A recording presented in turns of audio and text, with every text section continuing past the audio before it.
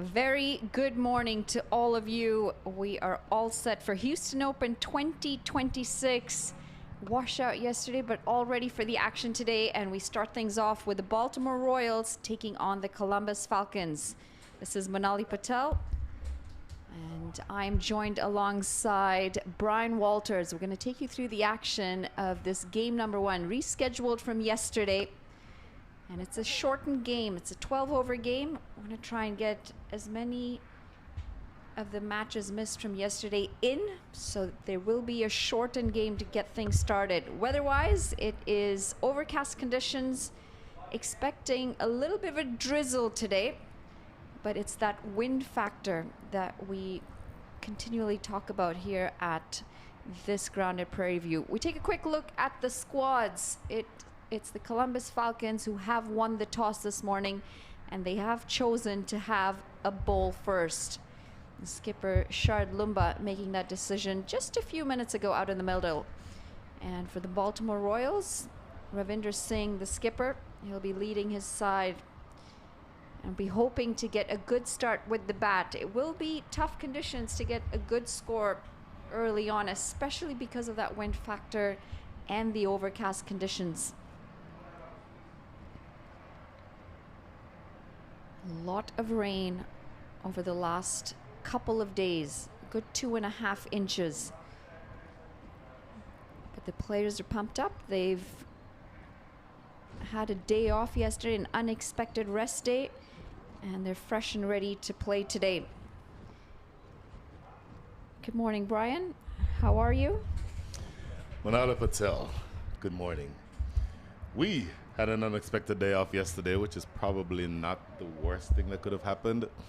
I don't know that as a player you want to break the momentum that you had coming into having done all of the preparations, but you and I took a quick look at the surroundings before the game started.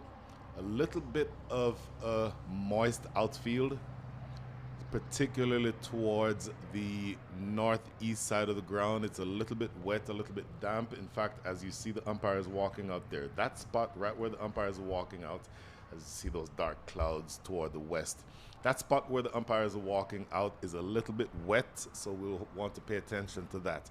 But the pitch itself, I think, is spectacular. Very dry, and to me, looks like it would have something in it for both bowlers and batters. So this truncated game, you referred to it earlier, this is a 12-over game, 12 overs, because of the fact that we're squeezing in the games from yesterday into today, on top of the 2 20-over matches that are scheduled today. So this first match between the Columbus Falcons and the Baltimore Royals will be 12 overs. Interestingly, the power play will be 3 overs and 4 balls. I don't know that I've ever heard that before, but I'm an old guy, you know. Our power plays are usually ending at the end of the over, but this power play will be ending at 3 overs and 4 balls.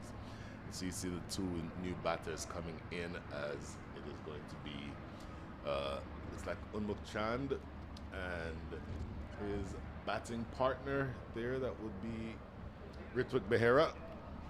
And anything can happen in a truncated game, Manali.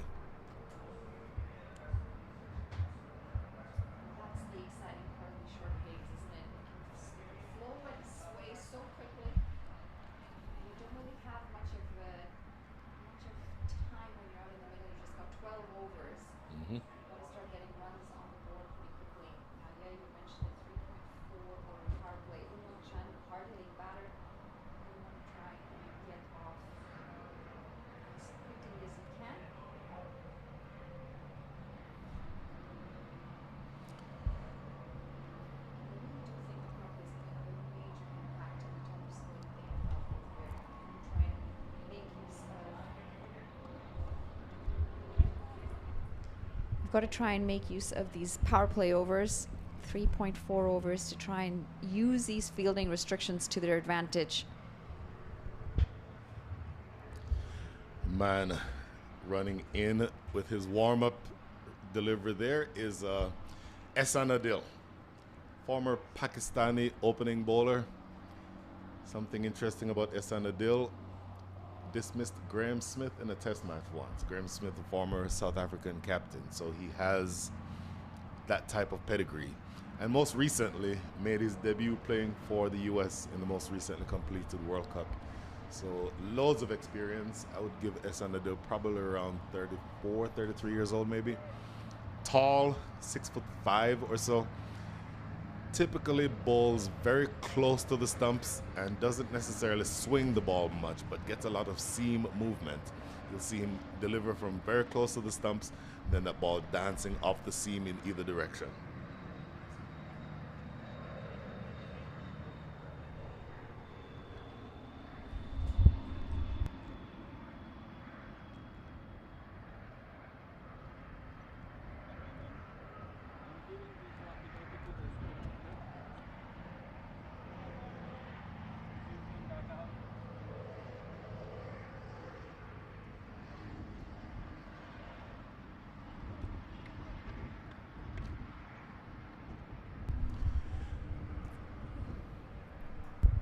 So Esanadil all ready to get started here with the action coming from the northern end. Manalo Patel, interesting game ahead.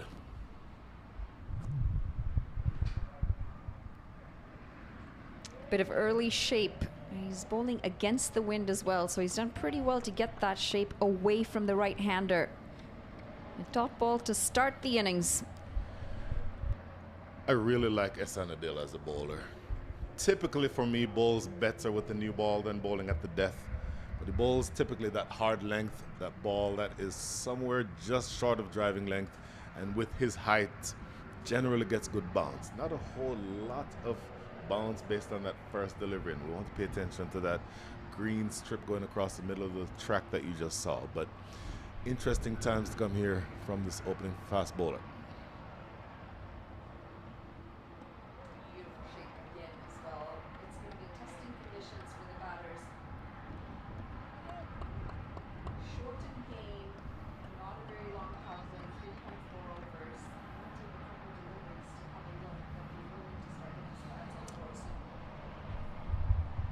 Yeah, you don't want to have a whole lot of time.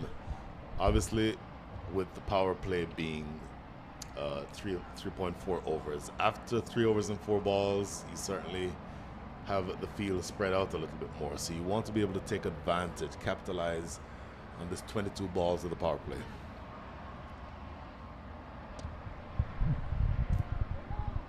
Should be the first runs off the bat, and it is a slight misfield. It's going to allow for a single. Rithwick gets off strike with a single. So you want to see runs on the board. Obviously, in a situation like this, you're going to be restricted. You don't have a lot of time to get settled. You're 12 overs, as you see. Look at this. Look how close he gets to the stumps right there. And a little bit of seam movement away from the batter. Look at that seam movement as you go through this game, because he can move it, Esanadil, in both directions off the seam. Unmukchan, another experienced player. Just not wearing his shirt, though. Throwing the scorers and everyone for a bit of a runaround. Didn't know he had a name change. Well, Tajinder Singh Dhillon looks suspiciously like Unmukchan to me. Aggression. Ball number 1 down the track, trying to take the bowler on. It's a swing and a miss. Don't reckon he's going to change his name after a book and a movie. Is there anything else that I'm missing? Way too much holding on to that name. Aggression, you mentioned it, coming down the track, huge swipe and a miss there, but Unmukchan generally wants to get things going. He's generally a very aggressive batter, and again, in the truncated match that you're playing here, he certainly is going to want to get things going. Yeah, if I were him, I wouldn't change my name either. Waits on it this time, and this is played beautifully. Just placed as he gets off the mark with a single. Oh my goodness, how important is it that you get off to a good start? And with the ball, having just gotten through, just 1 ball remaining here in over number 1, just 2 runs on the board. So this is a great start by Esanadil. We always talk about these power play overs in the shortened game, but there is still necessity of building that innings, isn't there? We often put batters in a lot of pressure when the start is a little bit slower, but if you've got the batting to come down the order, you can certainly capitalize on it towards the end of the innings.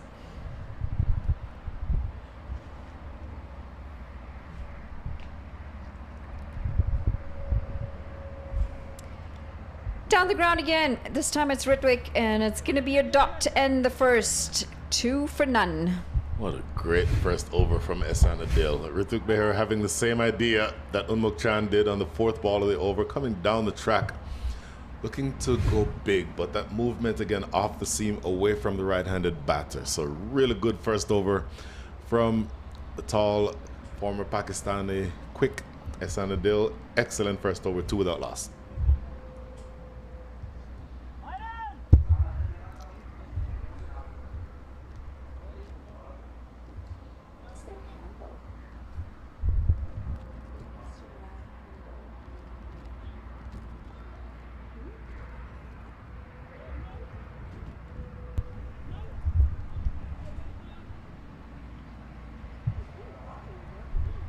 Now this is interesting. Second over to be bowled by Nush Kenjige.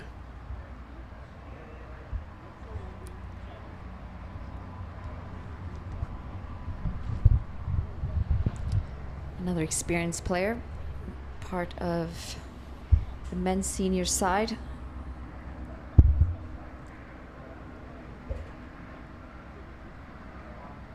You a little surprised to see spin early? I'm not, and I tell you why after this game. After this ball, I mean. After this game. I'll keep you in suspense for the next 2 hours, Manali. I think that might be a really long wait for that suspense. First of all, Nush Kenjige is expert bowling in the power play. And another factor is something that we need to think about here. Oh, lovely looking shot by Unmuk Chan for 4. But the reason I am not surprised, and that shot notwithstanding, is we talked about the wind earlier that's coming from the southeast. So as you look at your screen, the wind is coming from the bottom right to the top left. So if the ball is elevated in the air on the leg side, there's always the chance that it will hold up in the wind and provide a catching opportunity. So that's why you want to bowl your left arm orthodox from the southern end of the ground, the highway end. However, if it's going down the leg side like that one is, then that's a free hit, and that's what you just got.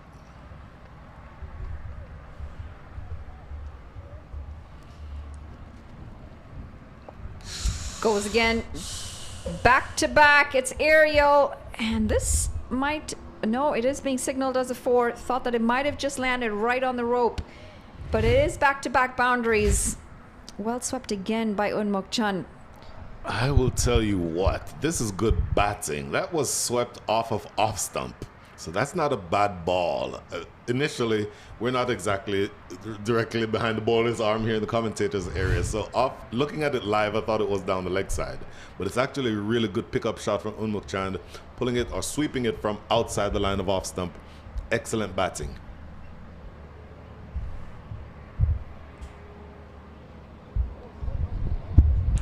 Under a bit of pressure here. Kenjige back-to-back boundaries. Started really well with that first delivery. A bit of flight, right length and line. And just pulling that length back a little bit for this last one. Yeah, he did pull the length back, and he did not flight it.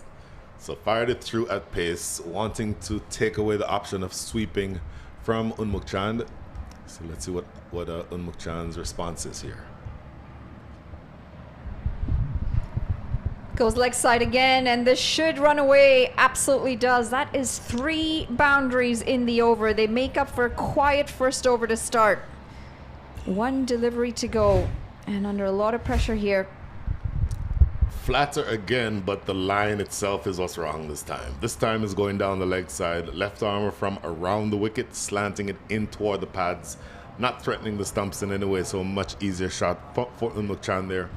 Ehsan Adil at short, fine leg. Really was just jogging after that the entire way because it was always going away for 4.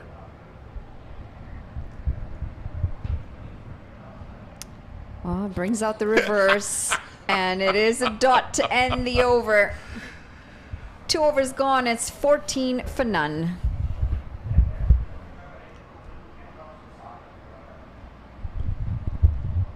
Three boundaries, traditional sweep, and then on the last delivery, you decide to change things up and go with the reverse. Why?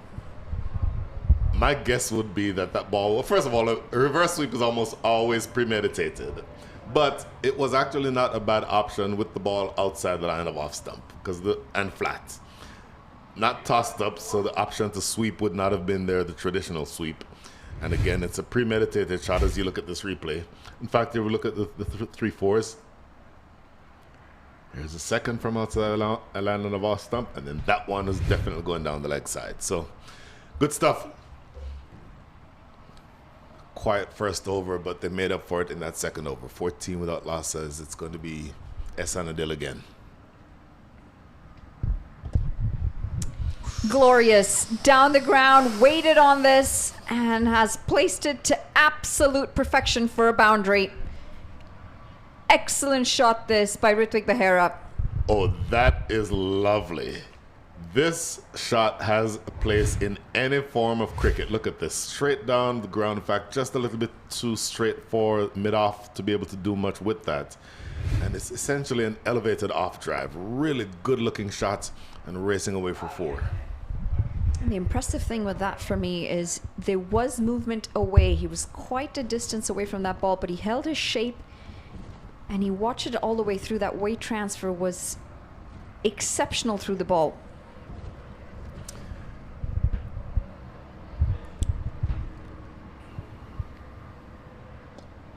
Straighter this time, and even better, as this is going to be back-to-back boundaries. The openers have found their rhythm out in the middle, and this could be trouble for the Columbus Falcons. Lovely shot, holds the pose. You always like seeing that. Manali, we talked about a very quiet first over, just 2 runs coming from it. The last 7 deliveries have yielded 5 fours. So they're off to a really fast start. Forget everything we said about the slow start at the beginning, because the Baltimore Royals are now warming up into their act. This is really, really a good start with them with the bat.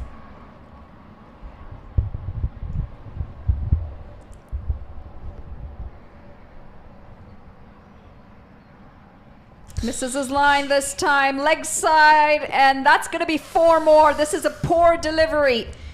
And clear signs that there is pressure on the bowlers. We see this so often. First over, a bit of pressure on the batters, and then that last over just has opened up those shoulders for the batters. Excellent shot for 4 more. Boy, look at that replay. Slanting in toward the pads. You cannot bowl that line. Immediately see Manan Patel, the USA captain, who is wearing the gloves today, the actual captain in this game for the Baltimore Royals. Might make that for the Columbus Falcons, is Sharad Lumba. But Esanadil is a better bowler than the last delivery that you just saw. Slanting in toward the pads from that angle, always going down the leg side, and with fine leg inside the circle, that is always going to be 4 runs.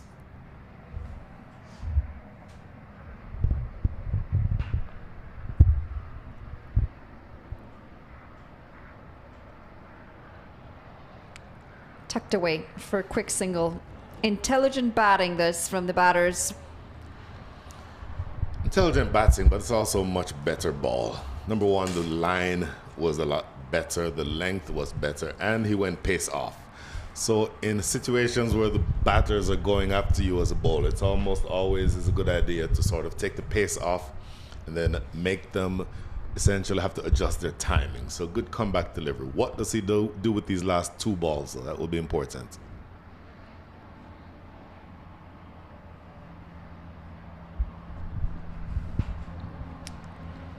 Good delivery again. Good length. That is the typical delivery that you will get from Esanadil, which is why when one goes down the leg side or one is too full, that's the exception.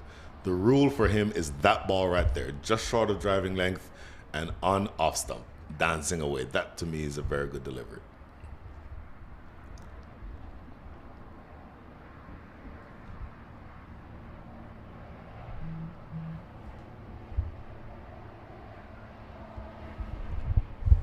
Picked up, goes big, goes all the way. That is out of this park for 6. Eun Muk Chun is quite enjoying his time out in the middle. Ball sat up beautifully for the batter. Oh, did he tee off on that? The line again for me is a little too straight, and that induces that specific shot. And so in the circumstances where you have a truncated game, it is that much more important for the bowlers to get the balls in the right area. And where that fielder is coming back from now, halfway to Austin, as you see 33 without loss after 3 overs. He's literally almost halfway to Austin to retrieve that ball. That is a truly tremendous strike from Eun Muk Chun. You're a quarter of the way now through the innings. And my goodness, this is a really good fast start by these batters.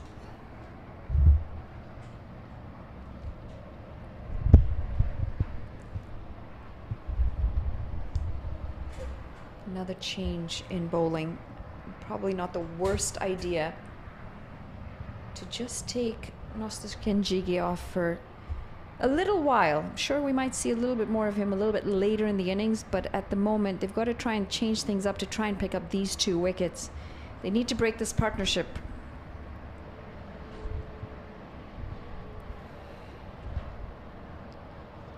Ambitious, and it's not gone the way that he would have liked.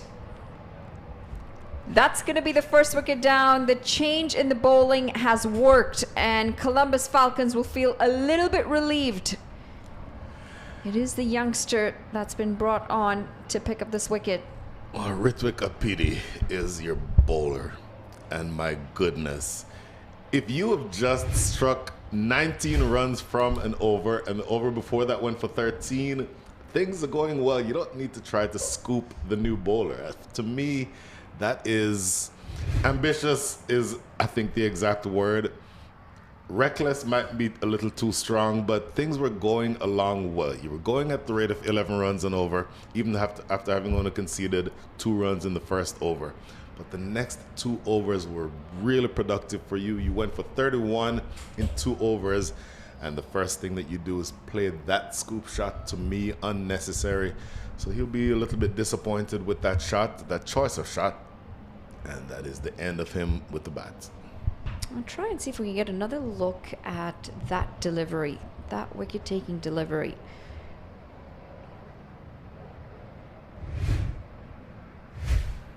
Now this delivery, he's followed the batter, saw the batter move very early, made his intentions very clear that he wants to try and ramp this over the keeper. And this is intelligent bowling from the youngster, because he's just followed the batter and cramped him for room. Very hard to do for a pace bowler, especially while you're running in and you're in your delivery stride. 100% agree with you. There's so many things that are in your mind as a pace bowler when you're running in, but if you see the batter backing away to try to scoop you, to be able to follow him, that is really expertly done.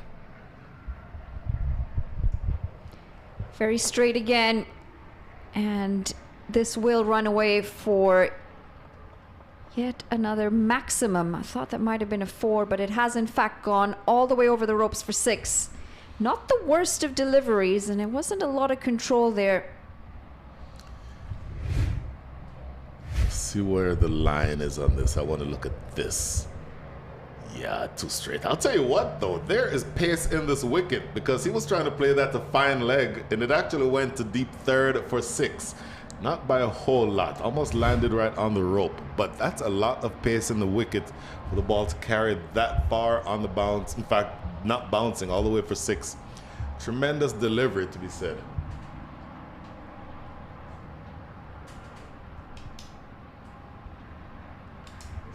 New batter Mohamed Khan is what it looks like.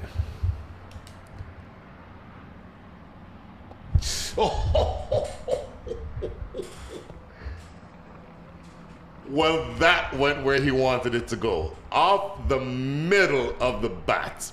The previous one was a leading edge that went to deep third for 6. This is a solid clip over square leg for the second consecutive maximum. Control. Oh. In absolute control, and his balance was impeccable through it. Saw that the line was down leg, didn't overhit it, and that was key. Oh my goodness, that was beautiful. And all of a sudden, an over that started well with a wicket has gone for 12 runs. Wow. 2 straight again, and well fielded for just the single. Got to try and adjust that line here, Ritvik.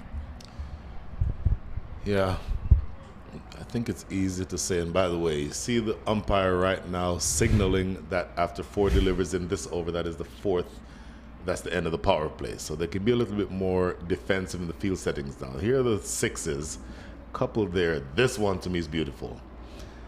Absolutely brilliant. But you've now gotten to the end of the power play. 2 balls remaining in over number 4. You can be much more defensive. So Esan Adil is now down at deep fine leg. Deep square leg in position. So that tells me he'll be continuing to bowl a leg stump line. I don't know that that's the best choice here.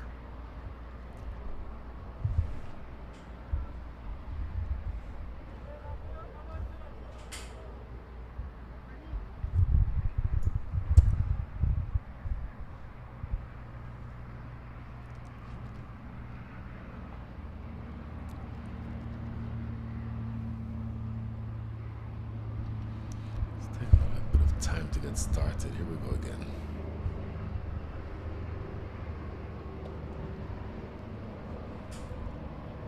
Tucked away, and they'll pick up a single. A few more gaps in the field with the end of the power play, so we'll see a little bit more rotation of strike now. You would think. And again, starting with the field set the way it is, it's a 5-4 field, 5 on the off, 4 on the leg. So that tells you who's going to be bowling relatively straight. But the length was a lot better, not full enough. The previous delivery that was hit for 6 was too full, but this one is a good defensive length that just induced that single. Picked up beautifully again, goes inside the line of the delivery, and this is a top shot. Mohammed Khan has finished the over with another maximum. It's 4 overs gone, 53 for 1. Brings up the half century in style for his side. Once again, the leg stump line is what is the undoing here. And I talked about that before. Yes, the previous delivery was a little bit shorter, so that did not induce that big shot. But for me, concentrating outside the line of off stump is a better option than bowling so straight. Essentially, you're setting a very defensive field with 4 on the leg side. I'd prefer to see an additional man on the off side and then bowl an off stump line, because that, obviously, any over that goes for 20 is one that you'd prefer to not have. And even though he did take a wicket with that first ball, Ritvik Apidi, he'd want to me, keep that ball outside the line of off stump, induce the batters to play on that side of the field.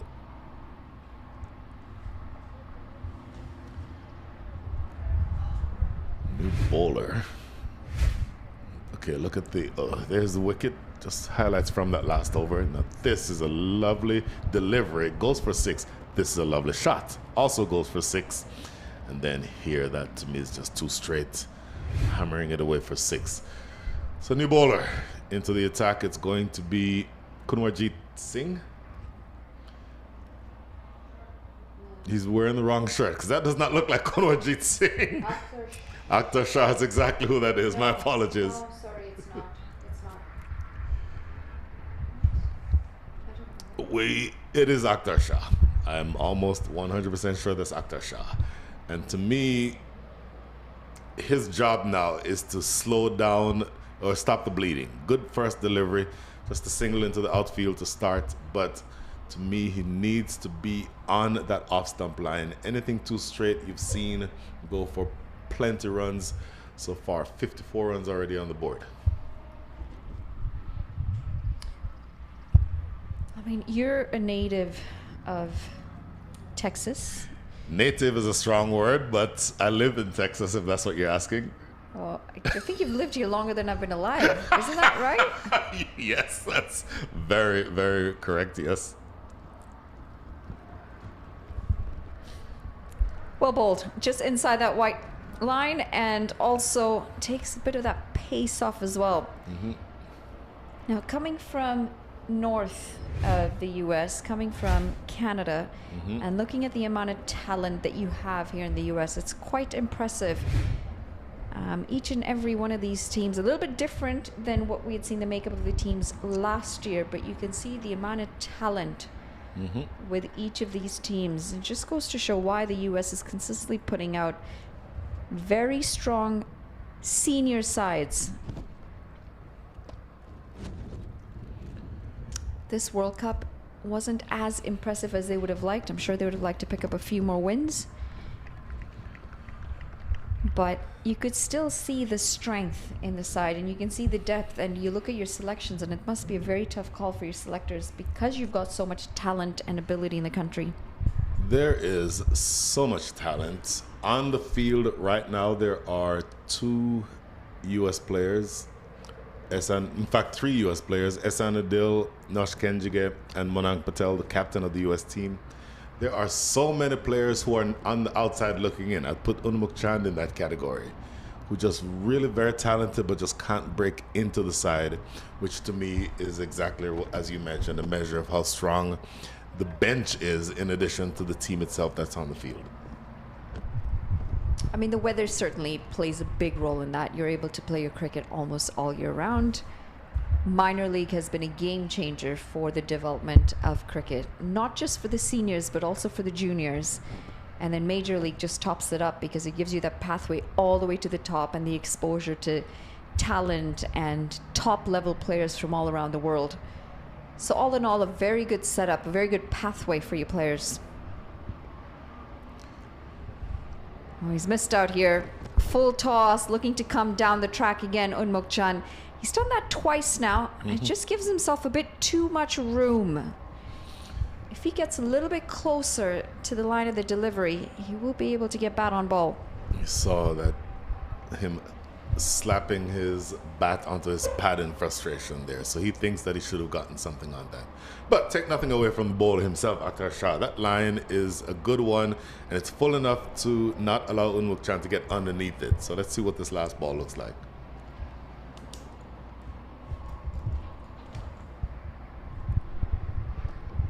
That would have been a wide, but he has managed to get some bat on it, and an excellent over comes to an end. Just 5 runs coming off of it, slows the momentum down as well. 5 overs gone, 58 for 1.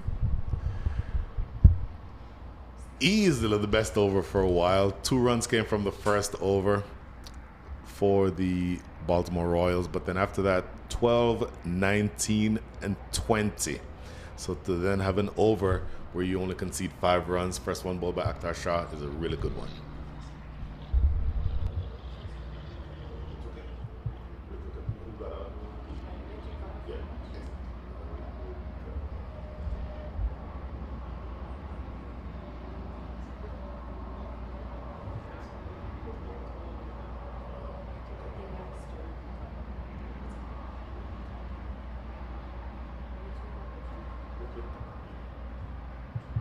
Yeah, exactly.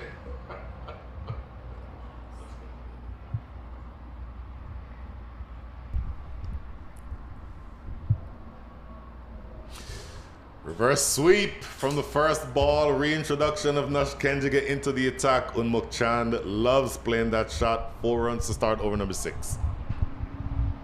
I don't think it's just that he enjoys playing that shot. I think he enjoys the bowling of Kenjige because he's now laced a couple more runs off of him, and the expensive spell continues. Under a lot of pressure, Nosh Kenjige. Well, if he goes too straight, the traditional sweep is in position. If he goes too wide, the reverse sweep.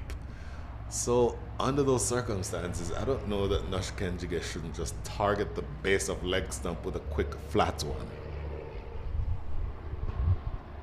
Goes wider, and he's done well to get to the ball, but he hasn't done well enough. Actually, I think this is going to be a 6. The fielders just overstepped that boundary rope. I tell you what, it did well to judge it. It's actually a false shot. But look at this. catch, and boy, you've just got to keep that foot inside the ropes. That is a catch. Kunwarjeet Singh is a fielder out there. Most fielders nowadays are able to not have that happen, but it goes for 6. Reversed and straight to the fielder. He's got a lifeline here, Unmokchan. That should have been taken. And Kinjige should have picked up a wicket. It was a good ball. I don't know if we have time to go back to it, maybe after this ball, but it was wide of off stump. Unmokchan using the feet, trying to get to it. Doesn't really get to the pitch. And it went far enough, but really that catch should have been taken. Fired in this time, very full. And just pulling that momentum back. That is going to be by. Here again, let's see where he plays that from. That would have actually been a wide had he not been able to play it. And then just not quite knowing where he was on the field, Kunwarjeet Singh. He would want to have taken that one. But he did make the adjustment on Mukchan. Got closer to the ball this time. Mm-hmm. Wonder if he's listening. Oh, you can do worse than listen to the words of a 15-year Canada player, Monala Patel. I suppose. But you know, it's always easier to give advice. This is very true. But that's the thing about batters, isn't it? Or I shouldn't say just batters, but good athletes making adjustments. Mm-hmm. And he's got so much experience. 6 overs gone. It's 70 for 1. We talk about good players separating from the average players because of that one reason. They're constantly analyzing what they're doing. And there we see again, he's gone a little bit closer to the delivery this time than the first 2 times that he's chipped down the wicket. And awful as a bowler to see that. Creating the opportunity, should have had the wicket. Instead, it goes for 6 runs. Boy, yeah, he will want to have taken that. So, by the way, with regard to the bowlers, with a typical T20, each bowler is limited to 4 overs. Well, in a 12-over match, 2 bowlers get to bowl 3 overs each, and 3 bowlers bowl 2. So part of the structure will be seeing who bowls which. Akhtar Shah back into the attack. That is through the gate. And what a delivery this is. The top of the stumps, the bails have been dislodged, and that's going to be wicket number 2. Akhtar Shah creating a lot of pressure in his first over, comes back for a second, and picks up a wicket off the first delivery. Quick delivery. And top of middle is where this one is going. Look at this.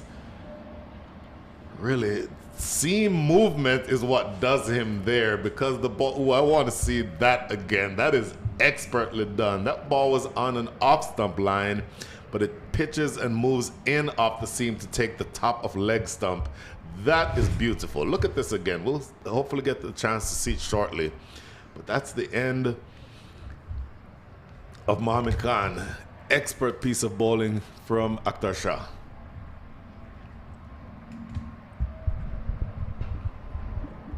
Trying to keep in the game. You see Manak Patel sharing a few words as well. A lot of captaincy experience there. Oh my goodness, yes. Okay, so here's, look again.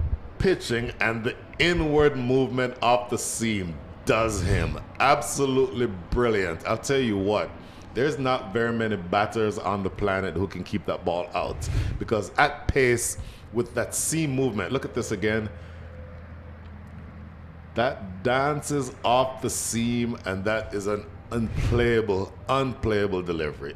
Expert stuff from Akhtar Shah.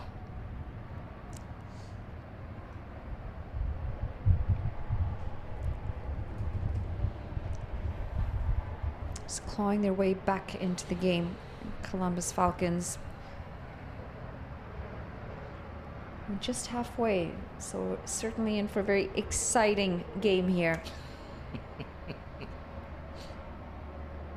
Over 11 runs and over the current run rate. Cricket's changed a bit since your days, hasn't it? The strike rates certainly have. The run rates. when I played, and I'll finish that thought in just a second because that's an important point that you just made. To me, my captain would tell me in an 8-over spell, if I gave more than 20 runs, he's disappointed in me. 20 overs or 20 runs now is what these guys get in 2 overs, or maybe 1. So look at this again. Boy, good delivery. Just waving outside the line of off stump, trying to reach at that one. Jaskar Malhotra is your new batter, by the way. And gets a good ball to start. Excellent stuff so far from Akhtar Shah.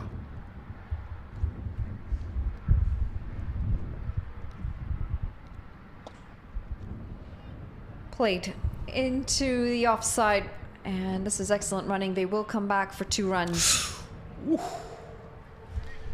Well, it's not always the best idea to take on a big fast bowler in the outfield. Fast bowlers typically have very strong throwing arms, but that one just evading. Look how close this comes to being a run out. Look at this replay. Ehsan Adil, fielder, bullet arm, and look at this. Oh, he's comfortable, but his heart would have been in his mouth there at the last second. I mean, you talk about 20 runs in 2 overs, sometimes 1 over the way T20 cricket is, but just goes to show the whole pace of the game has changed so much, especially for the associates where we play a little bit of 50 over cricket, a lot of T20 cricket, and nothing longer than that anymore. Yep.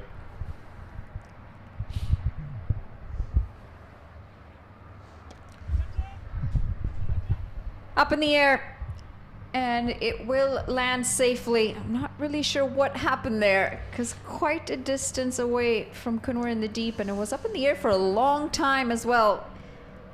It was, but give credit to Akhtar Shah. That was a pace-off delivery. So inducing a false shot from Jaskar and Malhotra. Look at this. Pace-off, and it's launched in the air, landing well short in the deep. So I don't know that that would have been a catching opportunity anyway, but it's a good piece of bowling. You are a hard taskmaster, Miss Manala Patel. And we're talking about the aggression between the bowling and the batting. The fielding goes hand in hand with that. That's another facet of the game that's changed completely. We've brought in a lot of baseball style fielding into. We've just gone are the days of those long barriers. Everything now is about attacking the ball and creating those opportunities. Attacking the ball is certainly something that you want to see in the outfield. Now, earlier I said that there's a soft spot in the outfield, very soggy from the 2.5 inches of rain a couple nights ago. And I think you saw some evidence of it there. The ball essentially stopping as soon as it landed.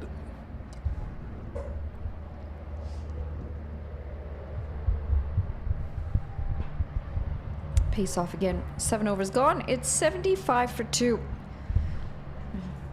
Akhtar Ali has been effective for the Columbus Falcons.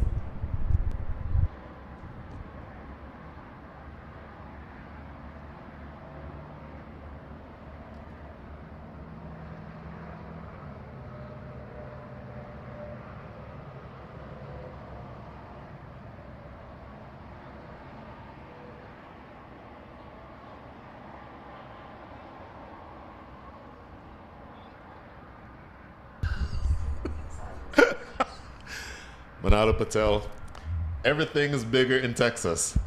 Yeah, that spider is massive in this comm box. I don't have a shot of it for you, but it is at least an inch. It is a huge, gigantic spider. You do inches, right, in the U.S.? We do. We okay. do. I'm always confused because you switch everything up compared to the rest of the world here. We do. Miles. That's our jam. That's what we do. Fahrenheit.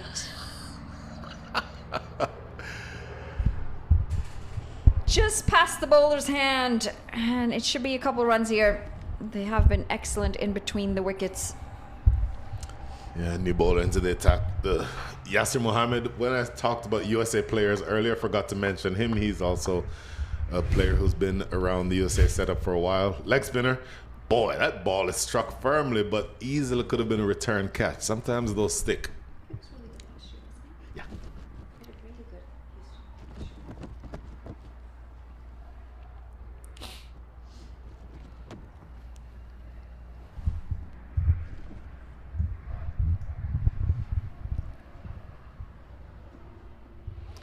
This is an interesting matchup to me. Jaskaran Malhotra loves the area over extra cover.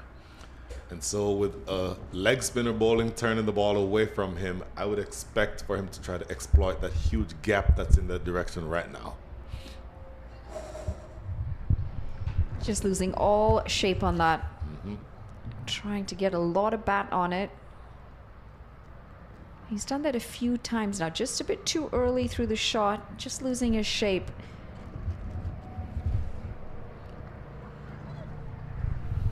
By the way, that was a bye signal by umpire McVin Frederick.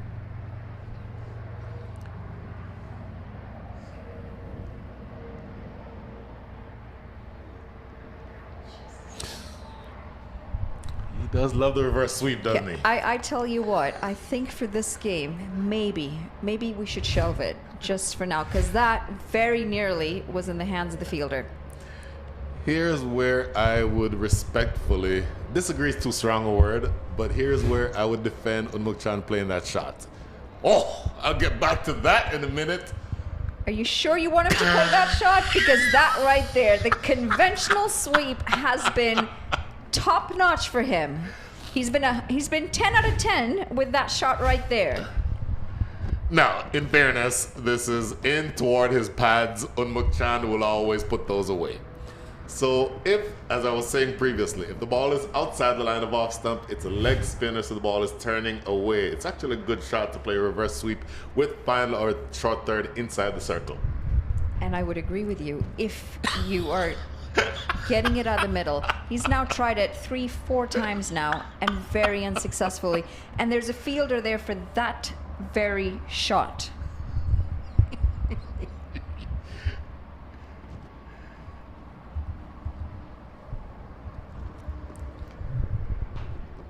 You know, I just sense that he might actually get out playing that shot today.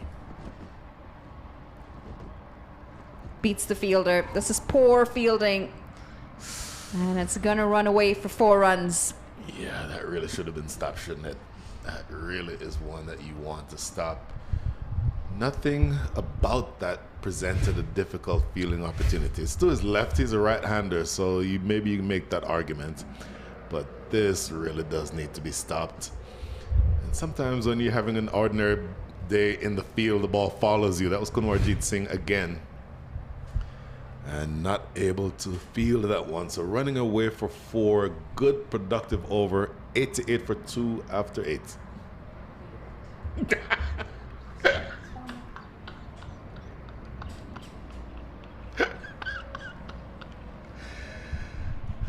So you were telling me yesterday about city names that you guys have here. So this is called Space City. Is that right? It's the nickname, not this. We're in Prairie View. Okay, sorry. Houston is Space. By the way, people, I thought I was in Houston because that's where I landed. Well, you landed in Houston, but the IAH, the airport, is a good hour away from here. You're in Prairie View. Right, that's where you were supposed to take me yesterday, to NASA, because of the washout. And then you didn't. Brian, the game is washed out. Can you take me to NASA? Can you be on the road for the next 6 hours? Is that all right, Brian? That's a fair ask. As we continue. Ritwick, Apedia rather, switching ends, now bowling from the forest end. 4 overs to go. Into the pads, and this will go away for 4 more. He just hasn't gotten that line right. Apart from that first wicket that he picked up, he's been 2 straight.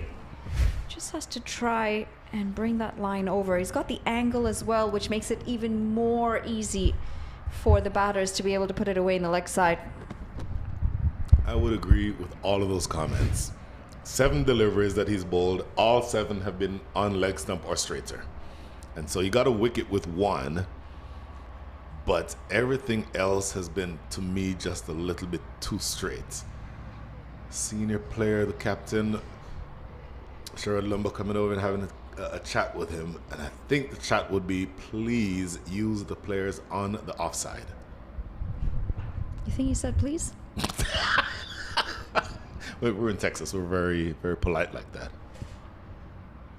Better line. This is miles high in the air.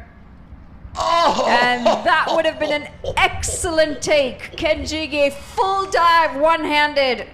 You've got to applaud the effort. Had it stuck, it would have been absolutely outstanding. Nush Kenjige has always been one of the best fielders in the country. If there's any one player on the field who would have taken this catch, it would have been him. He almost pulls this off. Look at this. One-handed effort. Boy. That either sticks or it doesn't. And to have made up the distance to get to that catching opportunity is a feat in and of itself.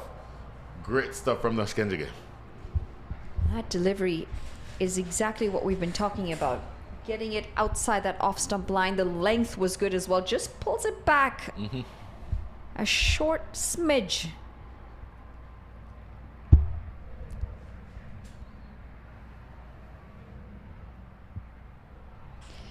Gets away with that. Had Unmuk Chan not been coming down the track, he would have been able to put this away. Don't often expect a full toss. Have it replay again. Look at this at the very end. Oh my goodness. Full stretch dive. And he's left-handed, so he got the right hand or the correct hand to it, but just not able to close the fingers around the ball. A couple inches off the ground. Excellent stuff from Nush Kenjige. This is as much. Is that technically a drop catch? Would you classify that as a drop? Yes. Good effort, nonetheless. Got to give him that. Two straight again and punished yet. Oh, no. We'll just wait on confirmation. At the moment, we're not sure if he's taken it. And for a second, it looked like it might have gone the distance. It looked like it spilled. The body language to me says he didn't catch it. A lot of applause by the fielders who thought the catch was taken, but I think this is a drop. So we'll see a replay on this shortly as you see the umpires having a chat. But to me, this looks like a drop. I thought with the wind, it would have actually gone the distance, but just falling short. Once again, too straight on the line. But look at the very end of this. That's down. Yeah, that's through down. the hands and into the ground. I'm really surprised that the fielder needed confirmation on that one. We are 130 yards away. That looked like a drop in live view to me.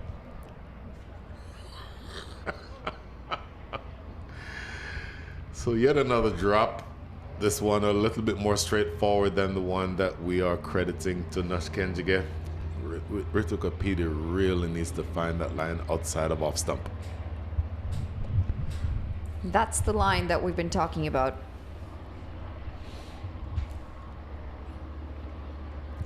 They won't mind the two that have been picked up right now. They won't mind the singles and doubles, but it's the boundaries that have been very expensive for the Falcons. You're exactly right. 9 4s, 6 6s. So you're scoring 75% of your runs are being scored in 4s and 6s. So that's a decent power hitting. Overall scoring rate of 10.87. We've lost the graphic on the screen for the moment, but that is really good power hitting by the Baltimore Royals. With, again, and in no control. And that is exactly what we've been talking about. You take the ball away from the batter, get them to reach for it, and that does bring another wicket. When you bowl on the off stump or outside the line of off stump, good things happen. Look where this ball is.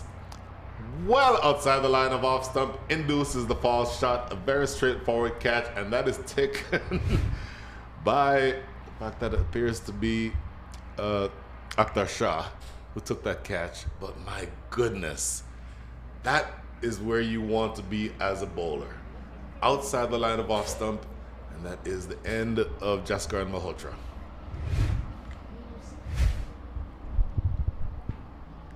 Again, Jaskaran Malhotra consistently losing shape on the shots. He wants to throw his bat, doesn't get anywhere close to it. And you could sense that the wicket was coming that way for him.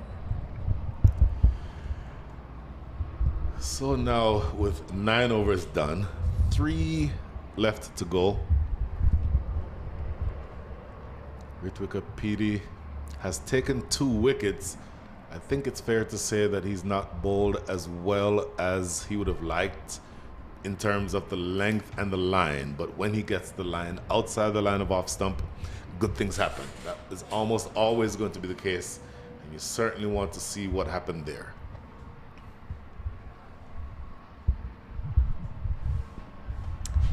High up in the air. There are 2 fielders getting under it. Should be taken and is taken. Unmuk Chan will fall 5 runs short of his half century, and Ritwik is now on. It's actually Yasser Mohammed who's bowled the first ball, so 2 and 2. So again, a leg spinner moving the ball away from the right-handed batter. Unmuk Chan coming down the track, not really getting anywhere near the middle of that ball. And it's skied in the air, and this is a good, sharp catch. Kunwarjit Singh has had an ordinary day in the field. I think it's fine, it's fair to say, but this is a well-judged catch. Very well judged, and all of a sudden you've gotten yourself in the position now where you switch the momentum a little bit back. This is a team hat trick that we're about to be on, with the new batter making his way to the crease.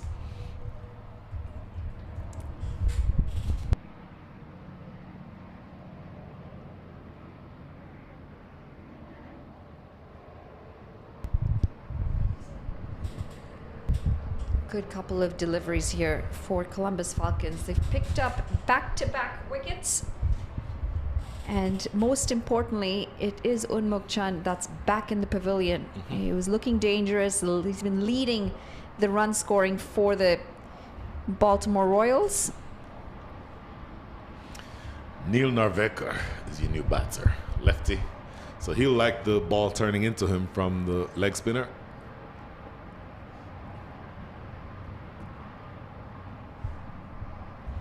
So no team hat trick, but a good passage of play here for the Columbus Falcons, pulling things back. 8 runs from the previous over and a wicket, and this over starting with first 2 balls yielding a wicket and just a single. So you're actually decelerating as you get to the end of the innings here with the last 18, make that 16 balls to go.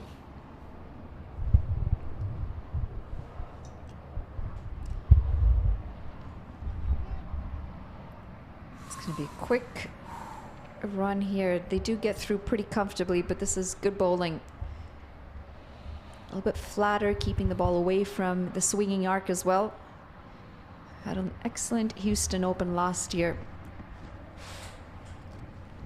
Yasser Mohammed. Up and over. Wow. And a top shot for 4.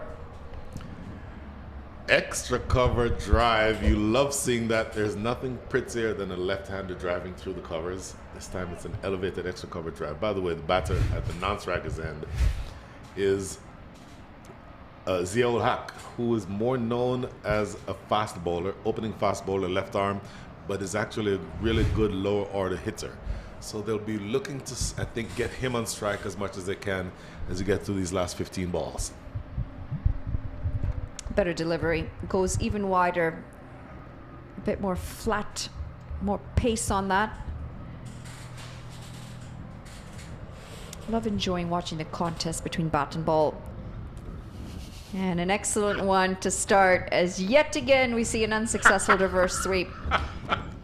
10 overs gone, it's 102 for 4.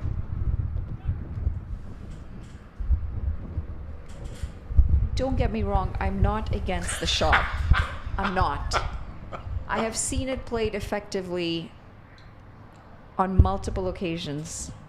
And when it comes off, it looks great. But it's one of those shots that's actually very difficult to execute. And it's something that you've got to really work on and be able to make it as comfortable of a shot as you might your cover drive. We've already established that I'm an old guy. So reverse sweeps and switch hits, those don't register for me at all. But in the context of this game and looking at field placements and where you can have your scoring opportunities, it can be a productive shot, provided, as you say, that you don't overuse it. Bowled him right through the gate. Nice and full going across the line. And manages absolutely no bat on this. Akhtar Shah is making bowling look easy. The first delivery, earlier we said that there would be 2 bowlers who can bowl 3. Well, obviously one of those 2 is Akhtar Shah. And look at this first delivery. Bowling straight and just goes right through him. Really, I think Ziaul Haq wanting to play that one a lot straighter as opposed to going across the line. Going across the line, looking to play to mid-wicket. Playing to mid-on would have been a better option there. But take nothing away from Akhtar Shah. At this stage of the innings, that's what you want to be, full and straight. Wicket number 5 goes down with 102 on the board.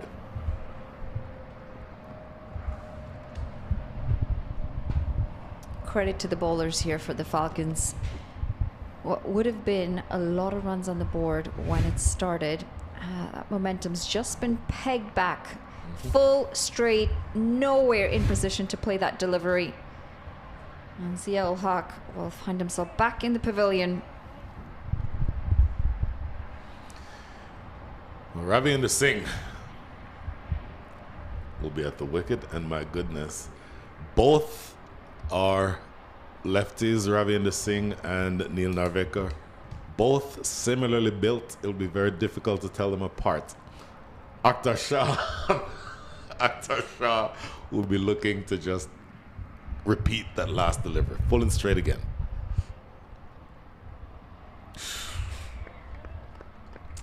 I can tell you at least one of them's going to take offense to what you've just said. They're similarly built, very, very similarly built. One of them will say, "What are you talking about?"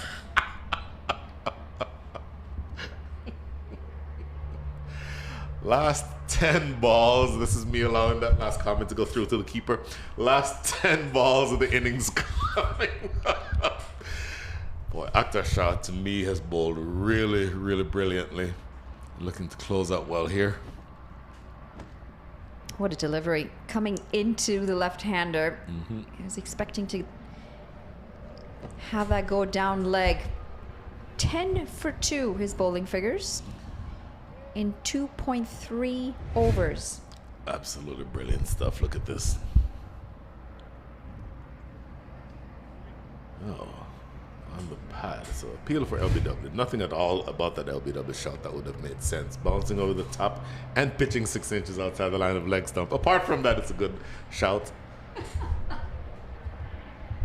Mind games.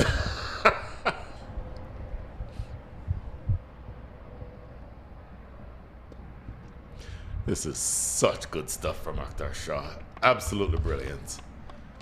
Just 2 runs conceded in his last over. Has already taken a wicket. And this is exactly what you want from a young, strapping pace bowler. The Royals are going to wonder if they could have utilized these last 3 to 4 overs better. They've lost too many wickets too consistently. Still think it's going to be an excellent run chase. Well, you do have 10 wickets and you only have 12 overs, so the odds I think are in your favor as a batting side. Top edge, and well taken. Manak Patel behind the stumps. Diving forward, just making sure that the umpire puts that finger up. And that's going to be wicket number 6. It's Akhtar Shah who's picked up yet another wicket to his name. 3 wickets to his name today. It's 1 of 4 for 6. Look at this short delivery. This is such a good delivery. Now here it appears as though it has hit him on the helmet. The question to be asked is, did it clip the glove on the way through before it hit the helmet? And I think umpire Myron James was sufficiently convinced that that did tickle the glove before it ricocheted off the helmet, and so that's why that was given as a dismissal. Akhtar Shah, just brilliant stuff so far from him. You see on the replay again, it is a very awkward angle. Bowling over the wicket to a left-hander, angling it across him is always tricky. And then with the pace of Akhtar Shah, that makes it that much more of a difficult delivery. So last ball in over number 11, last ball of his spell here, Akhtar Shah, really done well to pull things back for his side.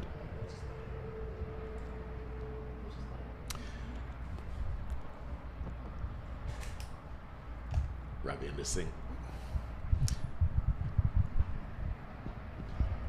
Poor delivery. Well down leg. And he's been so excellent so far. I think we'll have to allow that one for him. Well, that would have been a perfect delivery to the left-hander who he just got dismissed. But that line there going down the leg side, you don't want to ever bowl that line. Doesn't hurt him that much here. He does concede 2 runs, the wide and the one that they ran. But he will be bowling now a 7th delivery. Just his key now is to not make the 7th delivery hurt.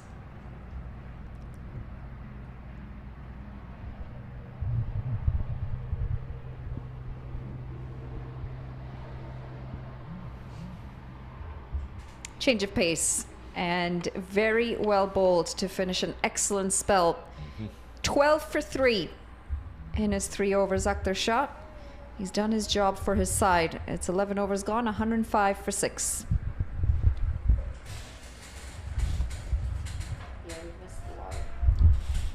The wide and the long.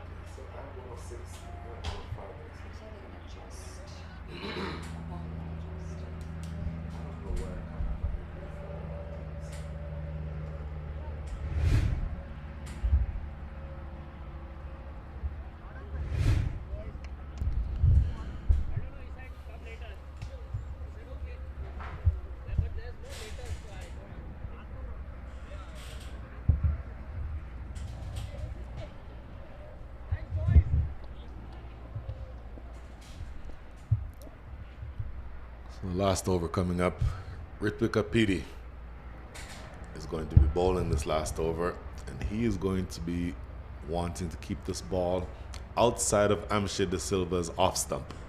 If he learned anything from the last delivery that he bowled, outside the off stump is a better place to be.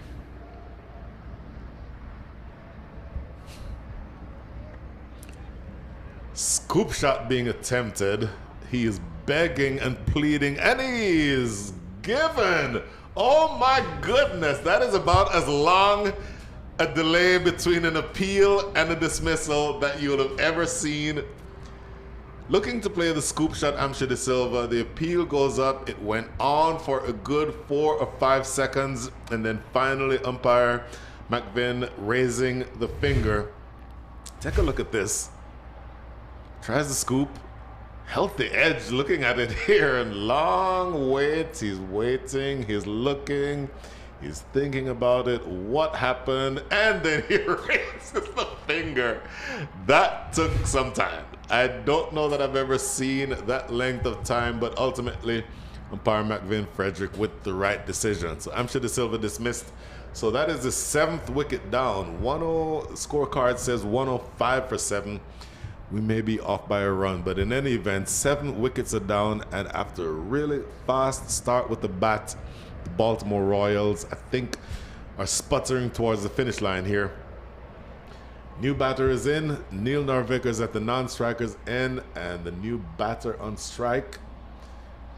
We'll get exactly who that is in a second, but that's not going to be a good close to the innings. Last 5 balls coming up. Good stuff from Ritvika Pidi. Whipped away behind squares. Nash Kenjiga down there. They come back for the second. They'll get there eventually. So, last 4 balls. And Manala Patel, a lot has happened in the last few minutes, but fair to say that they're running and sputtering towards the finish line.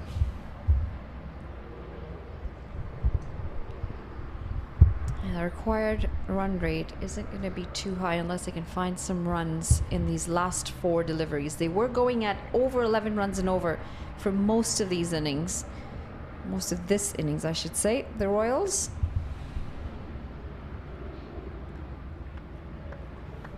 Well bowled for a dot. A PD just finding that right line that we've been talking about. I want to try and push that required run rate at least over 10 runs and over. Scoreboard pressure is a big thing when you're chasing.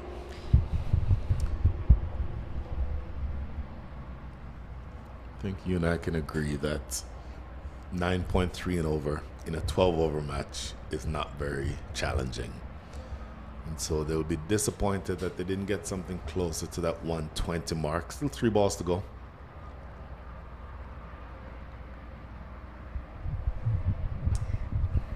Yeah, and you've got to just think that these conditions are only going to get easier to bat on as time continues. We're starting to see the overcast conditions starting to clear up.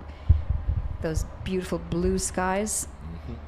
As we take a look at that warm, and it's those last 4 wickets that have come in quick succession, over number 9 to over number 12, that have just pegged away at that momentum that they had early on. So in the second innings, you'd expect the batters should actually have better conditions to bat in.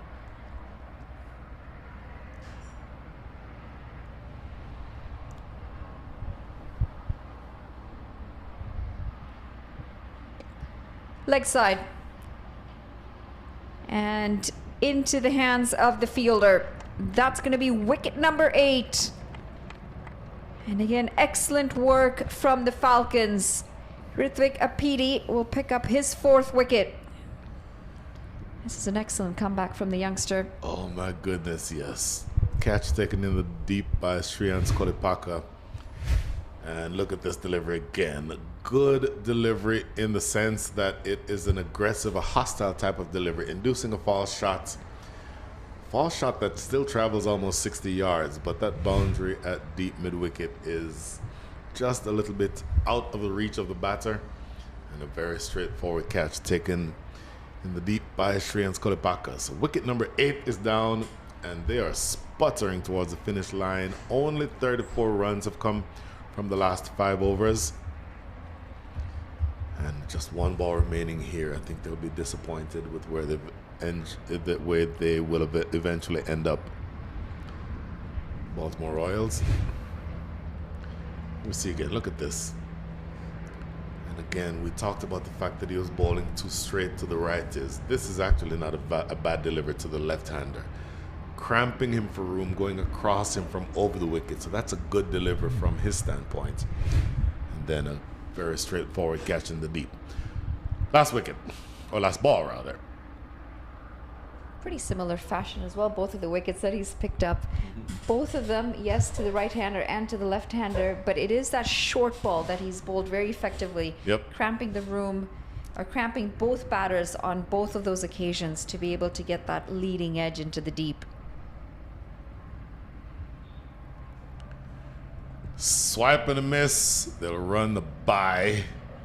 They may look for a second one. The new batter, Keshav Raval, and they end up closing out the innings with what I believe will be 2 byes. So there's a signal from umpire McVin, but excellent stuff on the bowling side. They will be proud of this effort. The Columbus Falcons pulled it well back, considering the start was really good for the Royals. Last delivery should have been just the single, but that was off the foot of the batter. I must say, it is a bit poor sportsmanship to run a second on that. On the last ball of the innings, I cannot imagine why they would not run. Sportsmanship has its limits, Manali. Last I checked, we were playing cricket and not soccer. I under no circumstances am I disagreeing with you. I'm just saying in that instance, they'd be running that second run. So 110 is where you end up. There's a full scorecard. Unmuk Chand, I think, batted really well. 45 from 26. Mohammed Khan, 23 from 9. Those two, for me, put on a really good partnership. 70. I'll make that 37. But then just ordinary figures all the way down. Look at the last 6 batters only scoring in single digits. So that tells you that they slowed down all the way through. And then the only other batter in double figures, Jaskaran Malhotra, only 13. The bowlers.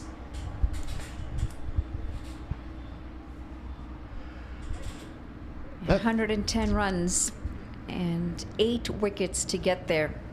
Credit to the bowlers. Just wait for this bowling card. A lot of credit to the youngster. Ritvik Apidi picks up 4 wickets. Pick of the bowler has to be Akhtar Shah though. 3 wickets, an economy rate of just 4 runs, and a handy 1 wicket by Yasir Mohammed. Not a bad start by the 2 openers. Kenji a little bit expensive, but when we come back, the Falcons, they will need 111 from their 12 overs.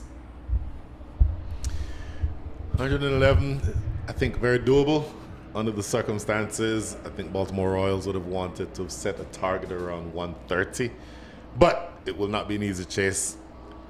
Really quick break for us here. The groundskeepers will do what they do, and we'll see whether or not the Columbus Falcons can overhaul a target of 111. We will be right back. Oh, highlights.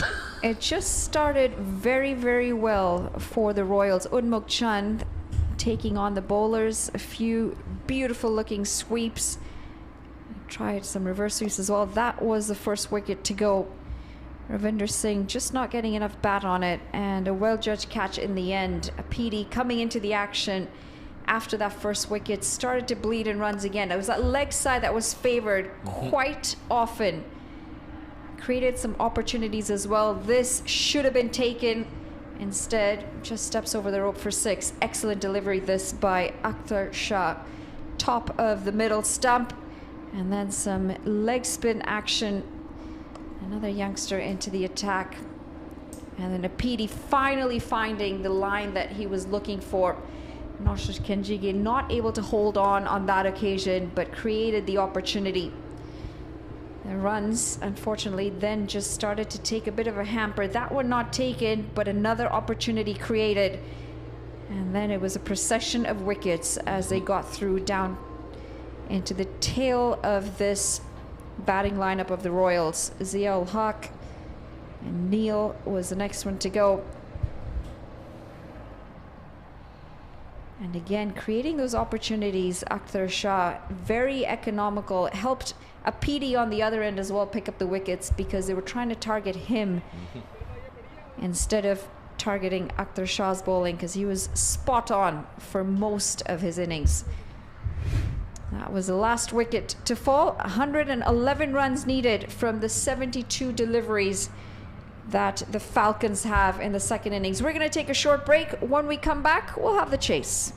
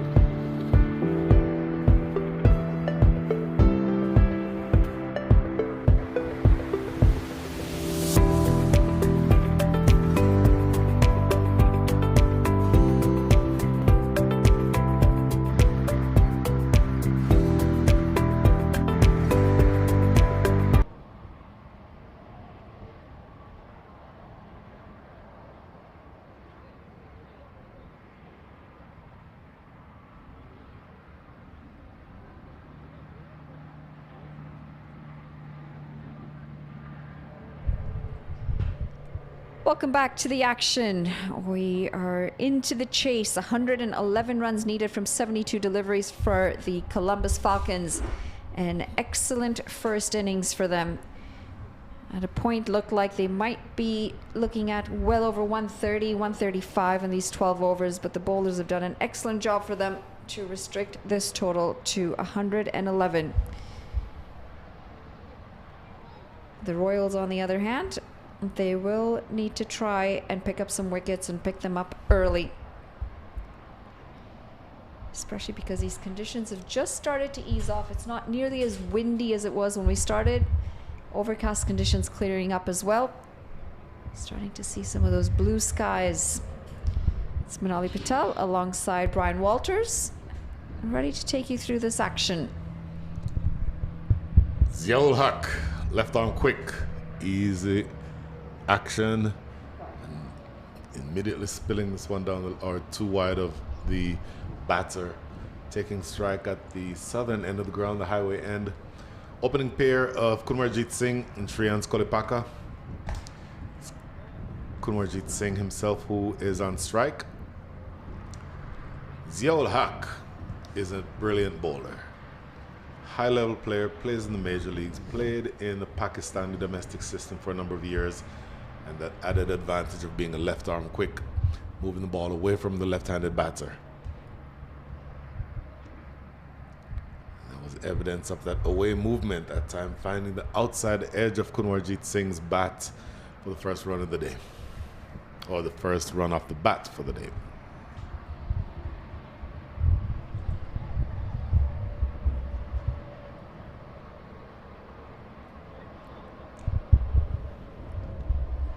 We saw first over very slow from the Royals. Just took their time, got their eye in, and then a really good partnership between both of the openers.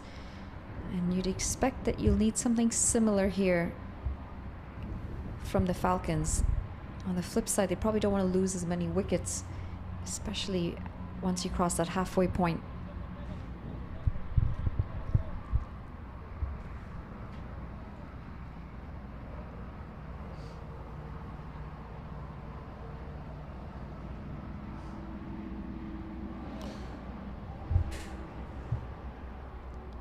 The advantage you have, as I believe this is going to be a bye, the advantage you have as a bowling side, in fact there is the bye signaled from umpire Myron James.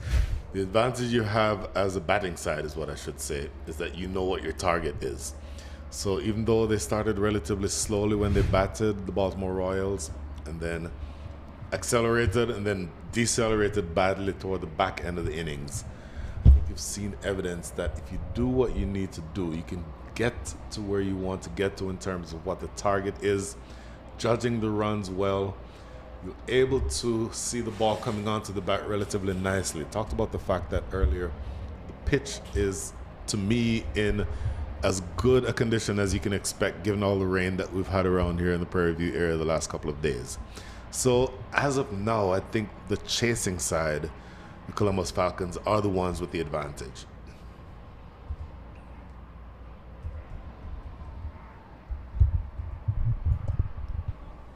Well played. Just down the ground, an excellent awareness this. Both batters taking off for a quick single. Going full and straight though, targeting those stumps, keeping them in contention. Boy, he's really good bowler. You see the left arm swing into the right-handed batter.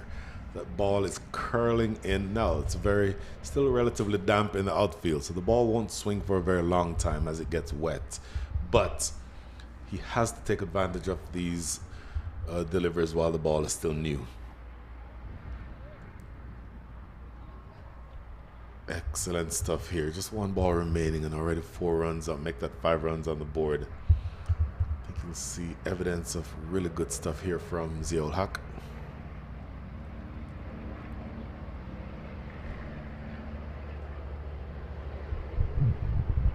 Speak about that wind, and you could just see on the shirts just how windy it is.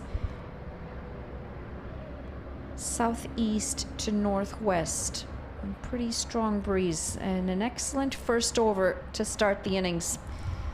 5 for none after 1.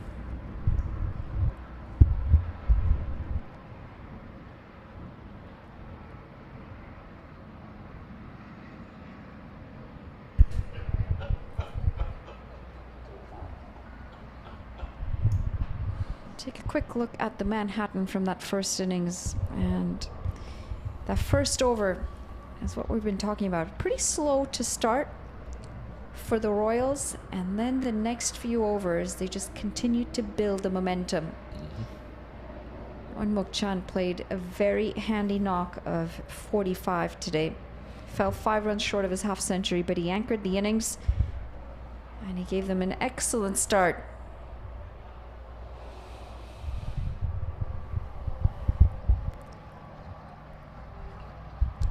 We often talk about momentum in a tournament as players, and when you can start from game 1 and get a solid start, that momentum tends to carry through the rest of the tournament. Onmukchan will be looking to do that. You know, you've mentioned that he's been waiting to crack into that US side, and every bit of this performance, every bit of these performances will have a handy push just to try and get him closer to that.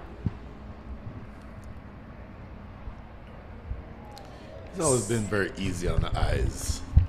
Onmukchan, very talented, high-level player, heralded from several years ago to be the next in the line of great Indian middle-order batters.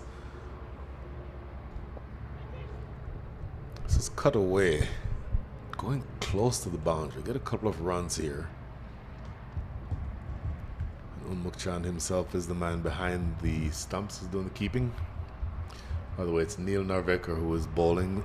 A little bit of off spin.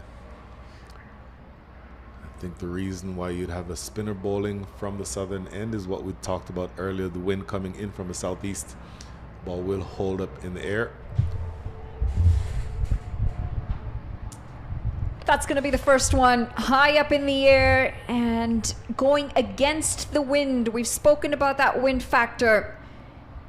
And as hard as that breeze has been blowing, you need to get it right out of the screws to be able to clear the fence. On this occasion, can't quite clear the infield.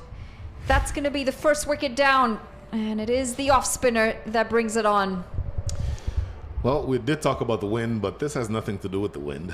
This ball is barely out of the 30-yard circle, so nowhere near the middle of the bat for Shreyans Kolipaka. We'll be disappointed with that choice of shot. I don't know necessarily that it was a bad shot. Maybe just didn't quite get to the pitch. Maybe you'd have wanted to come down the track a little bit and get it closer to the pitch, but not really getting anywhere near the middle of the bat. Just pretty straightforward catch. Look at this again. Stays rooted in the crease, swinging from the crease, when it is likely that had he come down another another yard or so to get closer to the pitch, he'd have gotten more of that delivery and possibly elevated over the top of mid-on, as it is a pretty straightforward catch to mid-on.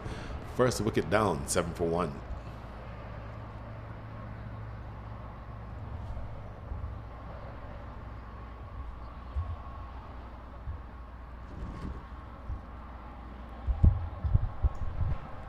Lack of pace doing the trick early. And the Falcons, they find themselves in a bit of trouble here. They did win the toss. They chose to have a bowl first. It sounds pretty easy to say, just 111 to get from 12 overs. But when you lose early wickets, you really dig yourself into a hole early, and then leaves a bit too much work and too much pressure for the batters to follow. This is excellent work in the field. Excellent work in the field and an excellent delivery. Very full, very straight. You're bowling inside the power play as a spinner, so that's always risky, but really good stuff here from Neil Narvekar. Glorious. Up and over, right in the gap, and that's going to be a great way to finish what could have been an excellent over. 4 over the top of extra cover. Always good to see a batter driving in that direction. Look at this, maybe just a touch too wide for Neil Narveker, wanting that ball to be closer to the line of off stump. So even though the turn is into the right-handed batter, that was really not ever threatening the stumps, and easily put away, nobody in the deep at extra cover. An exact round number 100 needed from the last 60 balls. Easy peasy. Lemon squeezy. I do have a question for you, Manala Patel. That spider that we talked about earlier, where did it go? Oh, it's right there. I've got eyes on it. So you have eyes on the spider. I am not taking my eyes off of that spider. It is massive.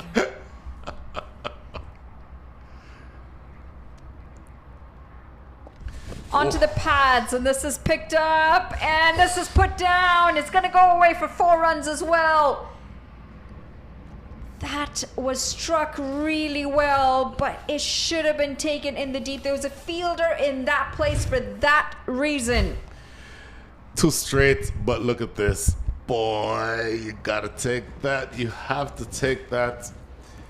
And in fairness, it was not a good delivery. It was slanted in toward the pads. You don't want to be that straight. But having had the fielder in that position, you really would have wanted him to have taken that catch. Offside this time, and in the gap. This is well played. And what an effort this is in the deep. I think he has pulled that in. Just wait on confirmation, but that is the sort of fielding you want to see, unlike the ball before. He definitely pulls this in. The question to be asked is, does his foot as he's sliding hit the rope? It'll be very close. This angle will tell you, oh, it's very close, but I think he does well. Excellent stuff in the deep. Oh! 1 bounce 4. And that's in the slot. Not the best of delivery this time. He's just spraying the ball all over the place at the moment. Hasn't quite found consistency in his line or length. The length is the problem this time. I think it's landing probably just about a foot outside the line of off stump. I'm sorry, inside the boundary. And now there's a change because he's bowling that same length, probably because he's dropped mid on back to long on. So expect him to be full and straight. Well, it was definitely full, and it was a full toss. This is going to be 4 more. A very expensive over. Just giving away that pressure that they had built with that early wicket. This is poor bowling. And unfortunately, from a captaincy perspective, you cannot change the field every single delivery on bad bowling. It's very interesting. Ziaul Haq is a great bowler ordinarily. To me, this last one, this over, really, it's not really gone the way that he would have wanted it to. That's better. That's what you expect from him. Yes, he bowls the fuller length because he generally swings the new ball, but that time it's a more defensive delivery, inducing a single, but essentially cutting down the flow of boundaries that have been in this over so far. Interestingly enough, I also find that since the second innings has started, the outfield has just slowed down. And you would expect that it should quicken, considering the sun is out and it's had a bit more time to dry. It's very dependent on the exact portion of the outfield. As you look at your screen, the area to the top, in fact, as we are looking at the screen right now, the area right here in front of the camera is very wet and very moist. The other areas of the field are a little bit more dry.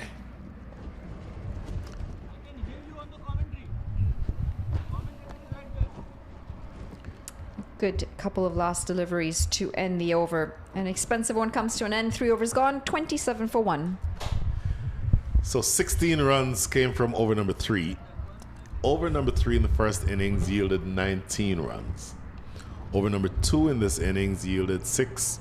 Over 2 in the first innings yielded 12.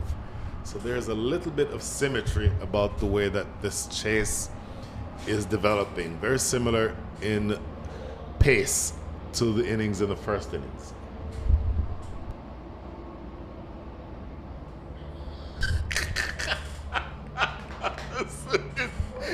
Incisive commentary from Manali Patel.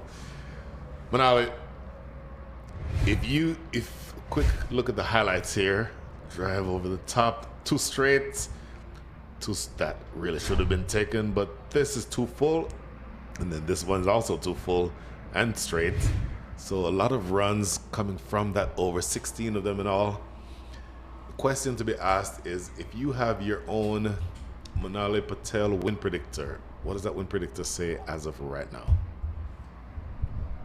I do think it's still very early days. Plenty of overs to come in this innings.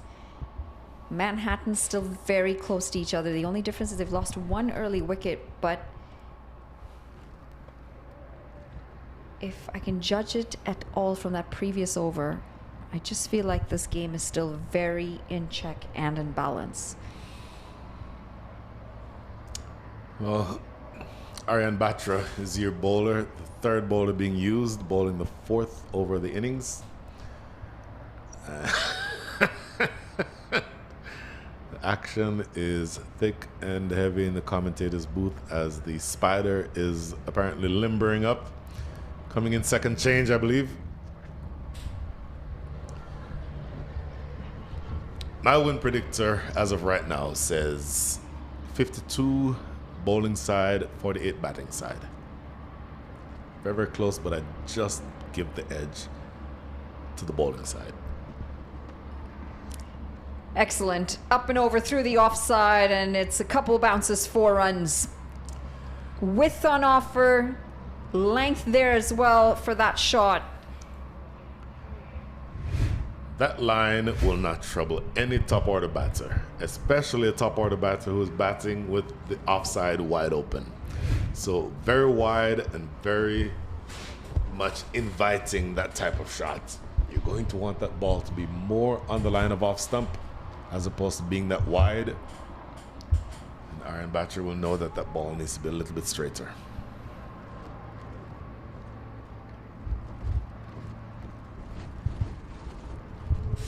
Low full toss, just a single.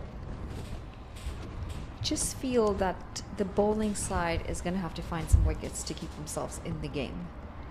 Because the more that the batters set themselves up, they will then find that comfort zone to be able to continue this onslaught of runs. And on par with the required run rate as well at the moment. When the inning started, the required rate was 9.25. The required rate is now 9.18. So you're certainly in the range that you need to be. Question to be asked is, can you find a way of prizing out a wicket? You'd want to get, for example, the captain Shard Lumber. Shard Lumber 7 from 5, just starting to get going. You see the signal from umpire McVin, 3.4 overs. That signals the end of the power play, so you can be more defensive now. There's a fielder at deep third, deep point, and long off, so you're expecting the line to be outside the line of off stump. Oh, my apologies. It's left-handed batting, so everything I just said, reverse it. Too early through that shot, in the air, and it is going to land safely. Extremely early through that shot and in no control. Well, it did surprise him, it seemed like. Was not expecting the short delivery from Aryan Batra. So give him credit for that, Aryan Batra. And just 1 ball remaining in this over. Already conceded 8. But you're looking at where you are now. You're wanting to make sure, as we see a flock of parakeets flying overhead, Manali Patel. Don't see very many parakeets in Canada, I would think. No, we just like our Canada goose. They're our secret weapon. Secret weapon. Vicious animals, you know those? Canada geese. I was in New Zealand for a test match last December, and I was surprised to see that they have Canadian geese in New Zealand. They're invasive. Just the most random thing that you'd expect. Pulled away in the gap and all the way, in fact, 6 runs. The line has continued to be a struggle. 4 overs gone, 41 for 1. I'll tell you what, I was about to criticize the line. That's actually more inventive batting from Sherrod Lumba, who walks Sherrod Lumba walks across, helps himself to a ball that would have been outside the line of off stump, but him walking across effectively makes it a ball on his pads, and you still have to put it away. And he elevated it over the leg side. Not bad batting at all, and a really good piece of expert cricket. 14 runs come from over number 4, so 41 on the board, just 70 needed in the last 48. That required run rate has now dropped to under 9 runs and over as well. So, are you serious? Canada geese in New Zealand? Do you know how far New Zealand is from here? I was blown away by that. I actually asked the question, why are there Canadian geese here? And something interesting, most of the animals in New Zealand were imported. Why would you ever want to import a Canadian goose? So if you're going to import something cool like a parakeet. I mean, they a are rosette spoonbill, if you will. They're monstrous birds, I'm telling you. We are scared of them.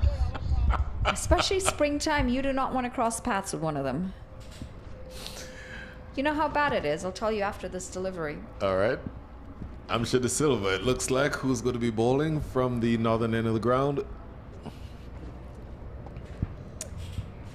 Down the ground, 1 bounce to the fielder. It's so bad with the Canada geese. University of Waterloo have actually created an app that tracks on campus where their nests are to avoid them. Are you serious? They are very territorial birds. Well, I don't want to turn this whole thing into a bird conversation, but when I was walking in New Zealand, a couple of them did try to attack me. So I completely agree with you. It's so un-Canadian.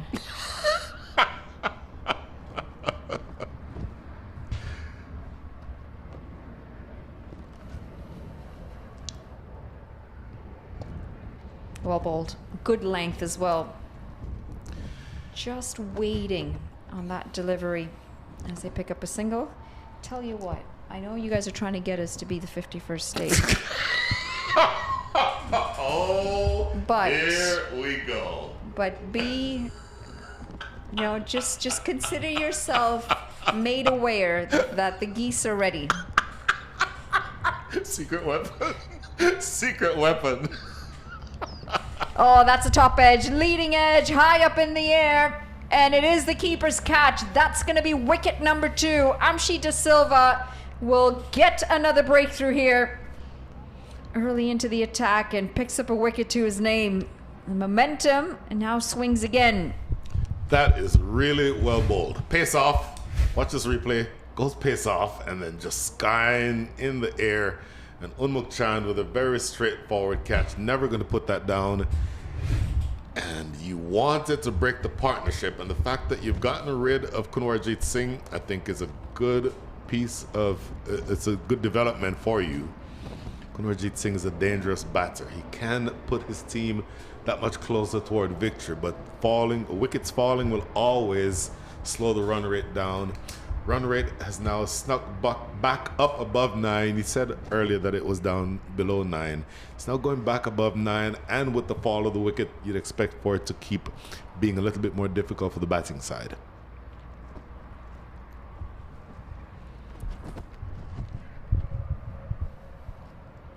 Again, we talk about that contest between bat and ball, and this is what you want to see. That momentum swinging from batting side to bowling side. Oh, back of the hand slower ball. That is, I realized it was a slower ball, didn't realize it was a back of the hand slower ball. I don't know if we can see that replay again. That was expertly done by Amsha De Silva. That was brilliant. Not an easy delivery to No, bowl. it's not. but very deceptive and clearly works on that occasion.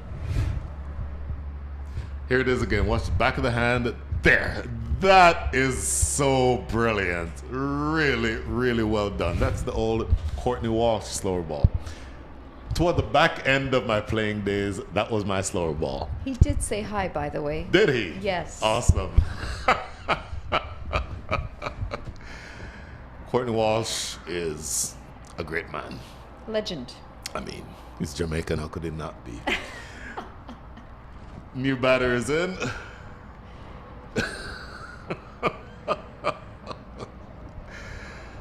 Oh my goodness, this is good stuff. So Amsha De Silva is a brilliant bowler, plays in the minor leagues for the Kings 11 Dallas, and has also been signed by the Texas Super Kings in the MLC, so you'll see him in action in June of this year when the MLC kicks off in Dallas.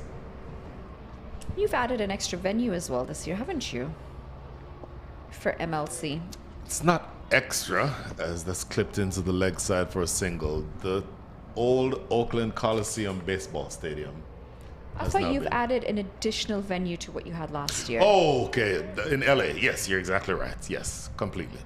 So the games will be in Dallas, at Oakland Coliseum, and at this new facility in LA, which I have not yet seen, but I've heard really good things about.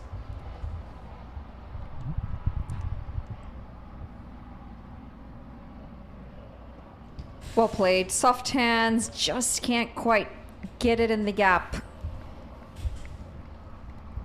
Infrastructure is vital when you're building a sport. Oh my God, yes. 5 overs gone, 44 for 2. We look at the infrastructure up and coming in the US, and it is leaps and bounds ahead of a lot of the associate countries. Unfortunately, funding is something that things come down to when you're building infrastructure. As we take a look at the Worm, just losing momentum there. 2 wickets. And they haven't quite been able to get that run rate to stick because of those 2 wickets. 44 for 2 after 5. At the equivalent stage in their innings, the Baltimore Royals were 58 for 1. So you've lost another wicket and you're 14 runs behind. So that certainly puts you in, for me, a much better spot. Earlier I said the bowling side 51-49. It feels like 60-40 toward the Baltimore Royals at this stage. So how much of an impact is the LA 2028 Olympics having when it comes to developing this infrastructure and the sport? That's a very legitimate question and a loaded question, because I think it exposes some of our, let's call it, frailties. We do a very good job of preaching to the choir. And so people like you and me will always know that cricket is being played in the Olympics because we talk about it in cricket circles. I'd like to see a wider net cast where you go into the Little League baseball stadiums or Little League baseball leagues, and even football or other nationalities or other ethnicities other than those who already know cricket.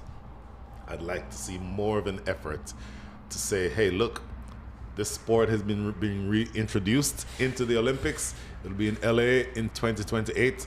You'd be absolutely wanting to take part in that. I'd like to see more of that effort. You don't see enough of it for me. And that's me getting off the soapbox as we speak. Looking for the caught behind, or the catch, I should say. Yeah, clearly a bump ball. Down the ground, as straight as an arrow as well, and it will run away for 4. Just enjoyed seeing the little smirk on his face after he asked, how is that?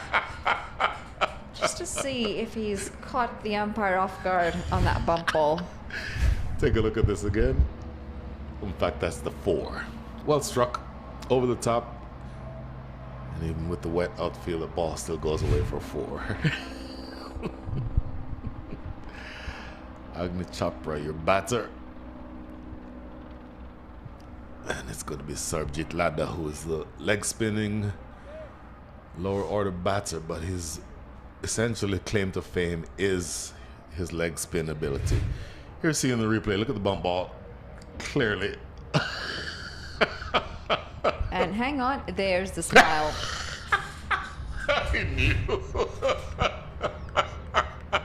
Hey, you get to ask the question, right? It never hurts to ask. I say this to the girls that I coach as well. It never hurts to ask. Yep. Yeah, that right smile told you everything you needed to know, didn't it? Because, even if it's not out, just mentally, you've just kind of put a little bit of doubt in the batter. Sure. I mean, short, 2 straight, pulled away for 4. Despite the effort in the deep, it was a poor delivery.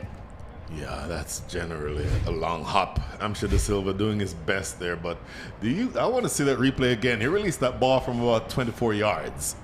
Look at this replay if we get to see it again, because it was the old 25-yarder. Look, he's well behind the crease, but maybe if he'd been on the crease where it should have been, that wouldn't have been as short as it was. I did see Gerard Erasmus do that very effectively in the World Cup for Namibia. That's his stock ball sometimes, Gerard Erasmus. We've seen him here in the Houston Premier League over the years, in the Houston Open. Just want to see if we can... Played beautifully through the offside. Just want to see if we can get a close-up of the keeper. Now, that strap is not strapped on. And the reason why I want to see if we can get a look of it is...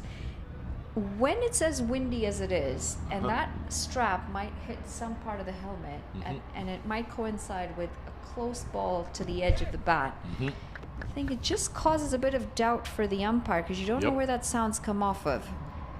All right, mind you, we don't have stump mics here. Right. Leg side, gets away with it. And it's going to be a dot to end the over. 6 overs gone, 54 for 2. That is a good catch by you, Manali Patel, because any amount of sound can be misinterpreted by the umpire. So that's something to pay attention to. Summary there, halfway through the chase, 54 for 2, 54 runs on the board, 57 runs needed. So what you're wanting now is a partnership. You want to develop something along the lines of what you saw in the middle overs when the Baltimore Royals are batting. As you see those white buildings, if you will, those get smaller toward the back end of the innings. And so if you're the batting side, you tell yourself, okay, maybe we might be slightly behind, but we have the ability to make up because of the fact that when the Royals batted, they slowed down toward the back end of their innings. So something to pay attention to. Earlier I said 60-40. I'm going to change once again back to 51-49. Still in favor of the bowling side. Yeah, I really don't think that's how it works. You can't keep changing your mind like that. No, it's an interactive, ongoing process. If you ever watch the win predictor, the probability that changes after every ball. And here we go. There's a question for you at 51-49 for the bowlers. Constant change. Wide. Just strays down leg. And it's going to get through all the way for 4 runs as well. Unlucky. Unmuk-chan just a bit frustrated behind the stumps. Yeah, 5 bonus runs. Those are just free runs, aren't they?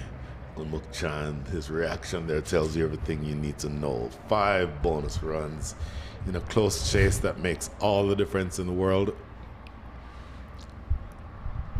I'm just looking from your angle when you're seated on that chair. When you're tall, you can see over this, but once I'm sitting at that level, I can't really see much at all on the ground. So I've just got to be a little bit elevated.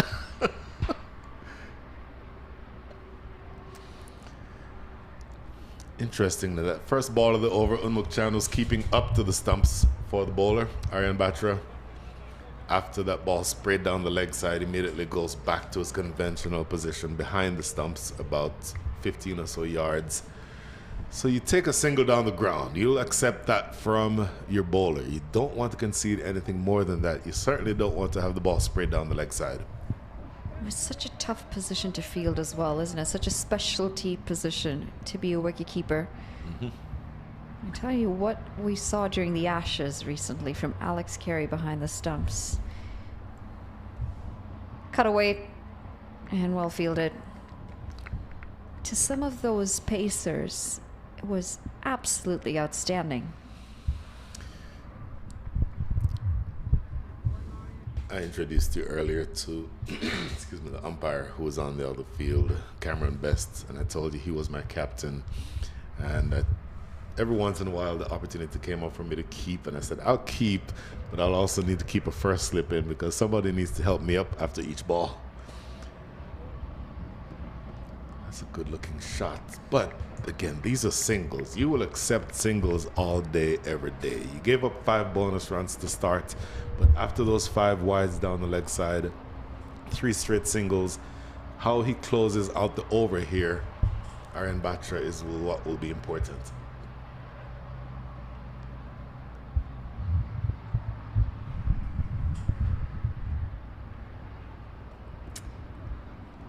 Bit of width on offer, and again we'll just find the fielder, and this required run rate is just starting to climb here.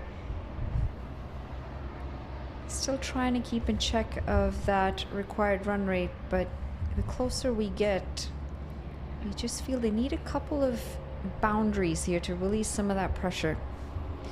That was a really interesting conversation that we had with your former captain. He did mention you only occasionally manage the bouncer. Leading edge, high up in the air. And this might be a run out. Oh dear, it's a comedy of errors out in the middle.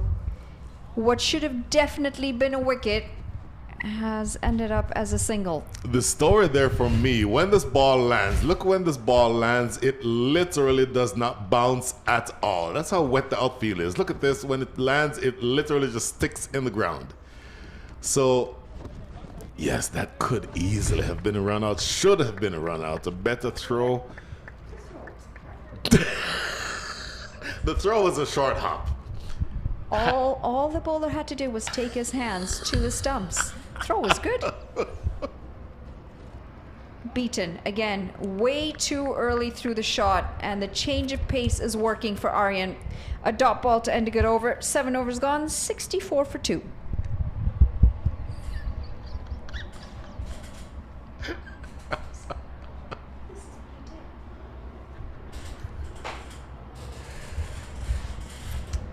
So, Manali Patel, you talked about the importance of good fielding. Fielding can be as important as either bowling or batting. Interestingly, nothing to do with this tournament, but when I did a tournament in Grand Cayman a couple of weeks ago, the Argentinian captain mentioned that their best weapon is their fielding. He rated their fielding as being more important than either their bowling or their batting, which tells you how important it is and how much it can be the difference in a game of this magnitude.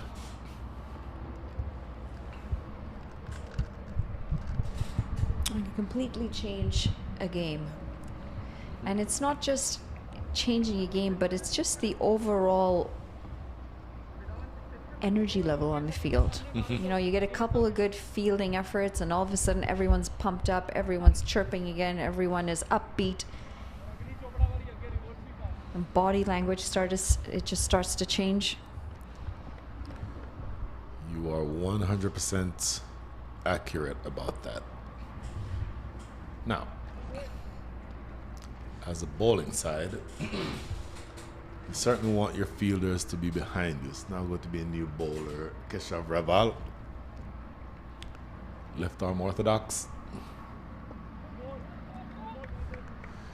Falling behind a little bit here.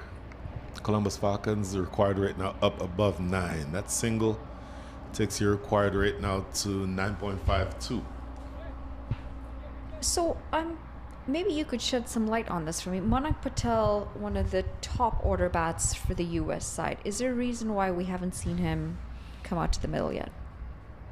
I remain flummoxed at that very question. Manak Patel is a legitimate international level top order batter, so you would think in the Houston Open he'd be in the top 3 or 4. But in fact, the number 4 batter, Agni Chopra, is the impact player, if I'm not mistaken.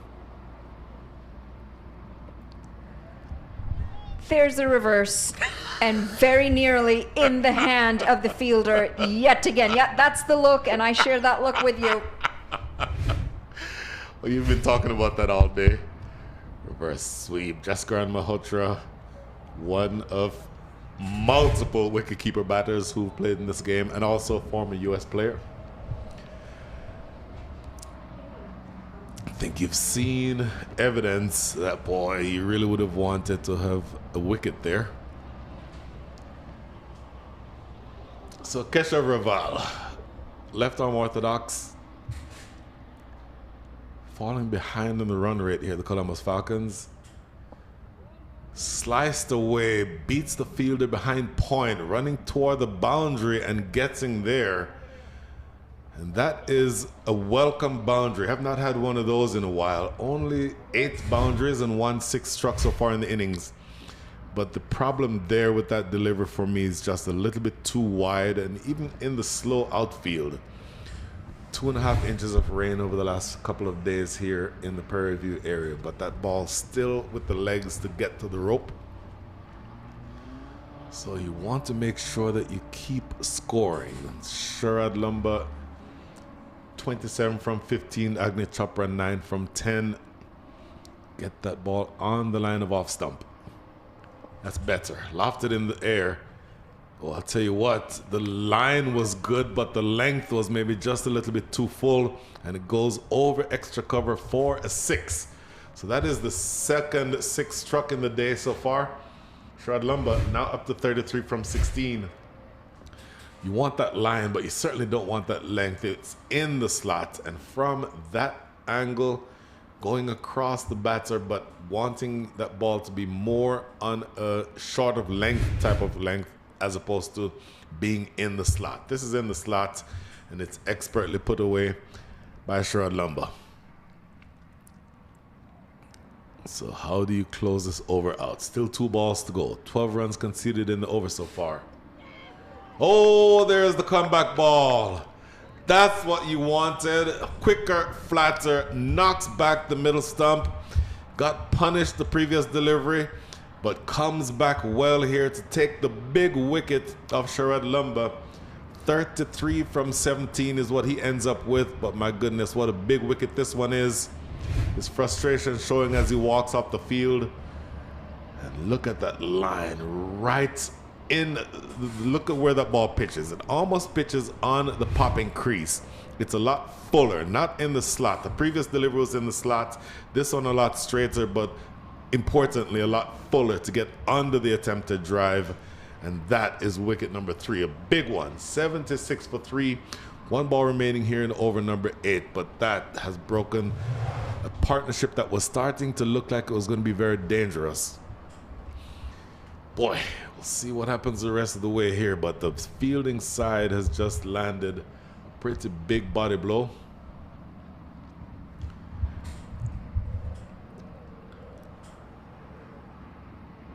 New batter making his way to the crease now. This is going to be Manak Patel, who we just talked about earlier. Manak Patel, who is a top order batter and the USA captain.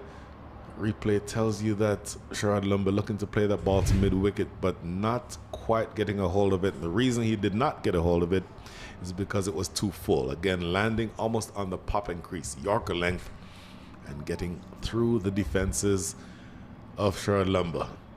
Manak Patel, very, very dangerous batter. Again, the captain of the USA cricket team. Manak Patel is going to want to keep his team probably going in the direction that they just were. Pulling that required rate back a little bit. It's now back on the 9. 35 runs needed. Going into the last 25 balls. Played into the offside. Cannot get a single there. Good fielding there from the captain. Ravinder Singh does the work. So it started out being an expensive over, but ends with the big wicket. 12 runs come from the over. End of over number 8, 76 for 3. That Manhattan tells the story as we welcome back to the, I almost said the pavilion, to the commentary box. Manali Patel, should I even ask you what your win predictor is right now? No. I'm still going to say it's very even Stevens, partly because you've now just got the likes of Monak Patel out in the middle. So while they've lost a few wickets, I still feel with the likes of his experience, he can try and stabilize this. Plus, when we look at the current run rate with the required run rate, they're on par at the moment. So a couple of wickets could change that, or a couple of boundaries could sway that. So I think it's still very even on both sides.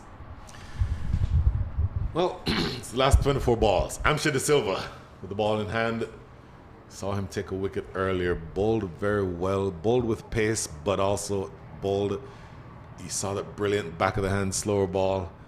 So he is somebody who you would think he bowled 1 over. He might be one of the bowlers who'd be asked to bowl 2 or 3 rather. So a long way to go here in the sense that you still have another 34 runs to get, but you have 7 wickets in hand. In theory, the odds are with the batting side if they don't lose wickets in bunches. And to me, it's going to be important to see how USA captain Monak Patel handles the next few deliveries. Just faced 1 ball so far. I think form is going to be a big part of that as well. Not in the best of form, Monak Patel, in the recent T20 World Cup. He'll want to try and find that form back pretty quickly. And not just for this tournament, as he's done really well to dig that delivery out for a single off the mark. Not just for this tournament right here, but the MLC is coming up, and then the USA also has another tri-series coming up right after that.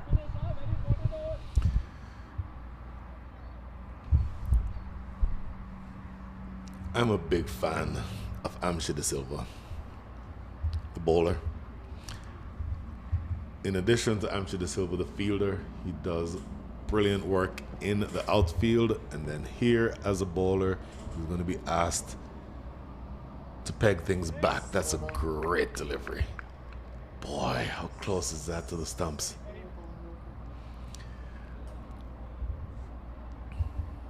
Three deliveries into over number 9. Only 1 run on the board, Manali Patel.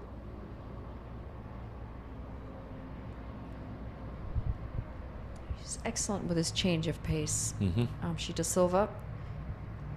Good little variations. Just makes it very hard for the batter to get a good read. You almost have to play a little bit later to him just to read it. And there's that change of pace again. Very early through the shot, before the ball had even arrived. Interesting. Unmuk Chand jogging down and having a chat with Amshad De Silva. He knows how important these next 2 balls are. There's the back of the hand slower ball again. This is such good stuff. And look how, when he plays that shot, Agni Chopra, his head is aiming completely skyward. That tells you completely losing his shape and not exactly able to get the consistency that he needs to be able to make contact.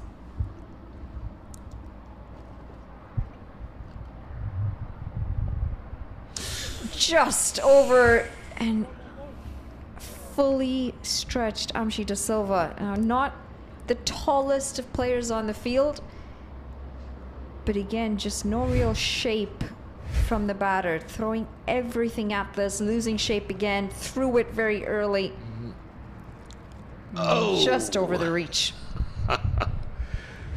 This is a big ball for me. The last ball of the over. He wants to cash in here, Monang Patel.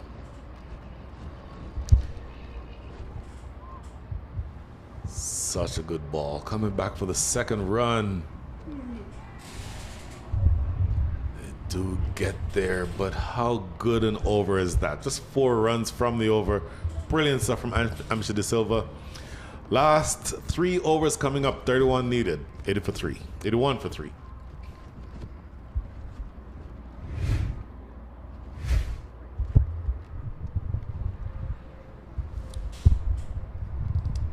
The lack of boundaries here, you just sense the pressure is going to build.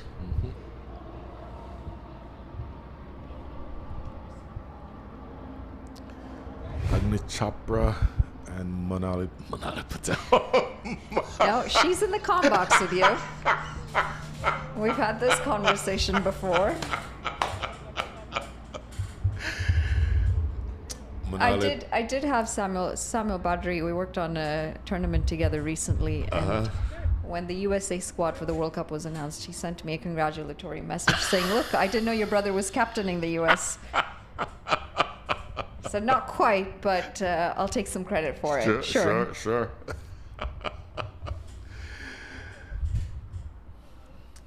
Agni Chopra has now been beaten by the ball a few times, and you just sense a release shot coming. On strike again. This is big. Sarvjit Lada. Leg spinner. Bowling right now to Agni Chopra, who is a left-handed hitter. So the stock ball turns into him.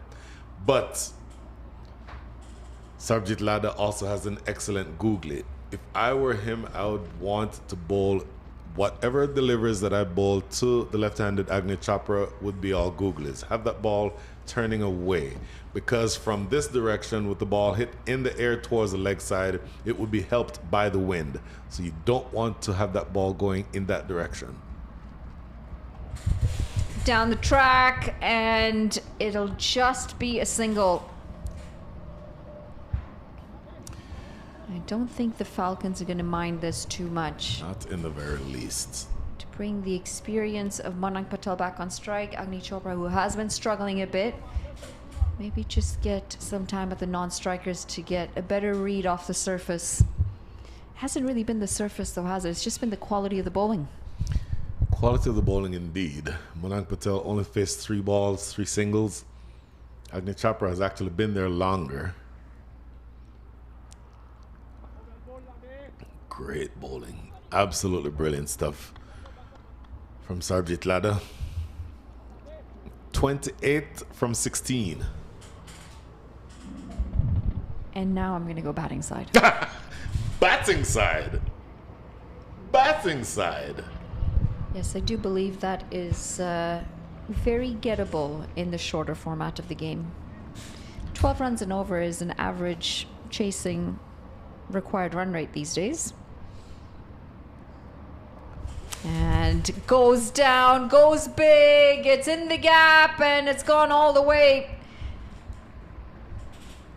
And I'm going to back myself again when I say batting side after that maximum. Agni Chopra finding form, and he's picked this up beautifully as he's dispatched it for a maximum. The argument against the batting side, despite that 6 that you just saw, Sarvjit Lada is a very intelligent bowler. And Amsha De Silva, you would think, still has an over left. Reverse sweep. That's the reverse sweep. Done well. Out of the screws, just couldn't get it wide of the fielder in the deep, but that was struck really well. 21 needed from 14 balls.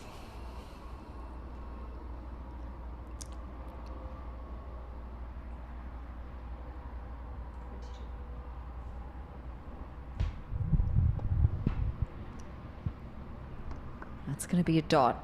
And Manang Patel just struggling to find that form and that flair that we usually see him bat with. One delivery.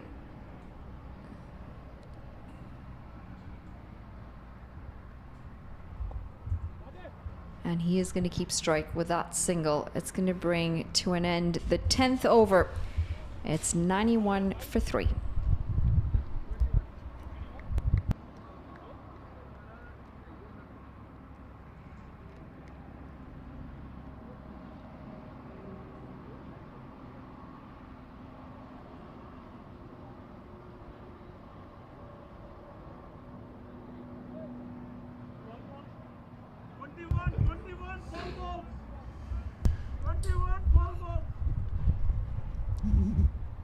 Manala Patel. That's a very colorful graphic. 73% of the runs have been scored in. That's a very fancy graphic. I'm not sure exactly what it means, but it's pretty. Boundary ball percentage chart. And we take a look at. We'll have to look at that graphic again because I think we both got a bit distracted by the neon colors. Just the neon colors, that made it just look spectacular, didn't it? Here's Amcha De Silva. This is the innings, or the over of the innings and the entire match for me. Beautiful shape into the right-hander and gets it nice and full.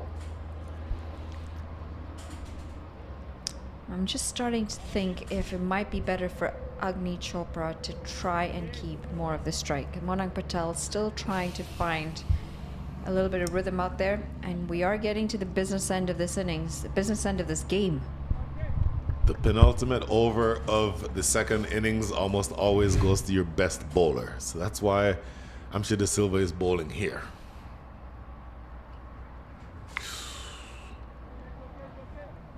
I just jinxed him. A rare poor delivery from Amcha De Silva. It's also pretty interesting to see how far wide Monang Patel's bat comes from. Typically, you'll see it come from a little bit wider than normal. We'll try and get a replay of how far away his bat comes from.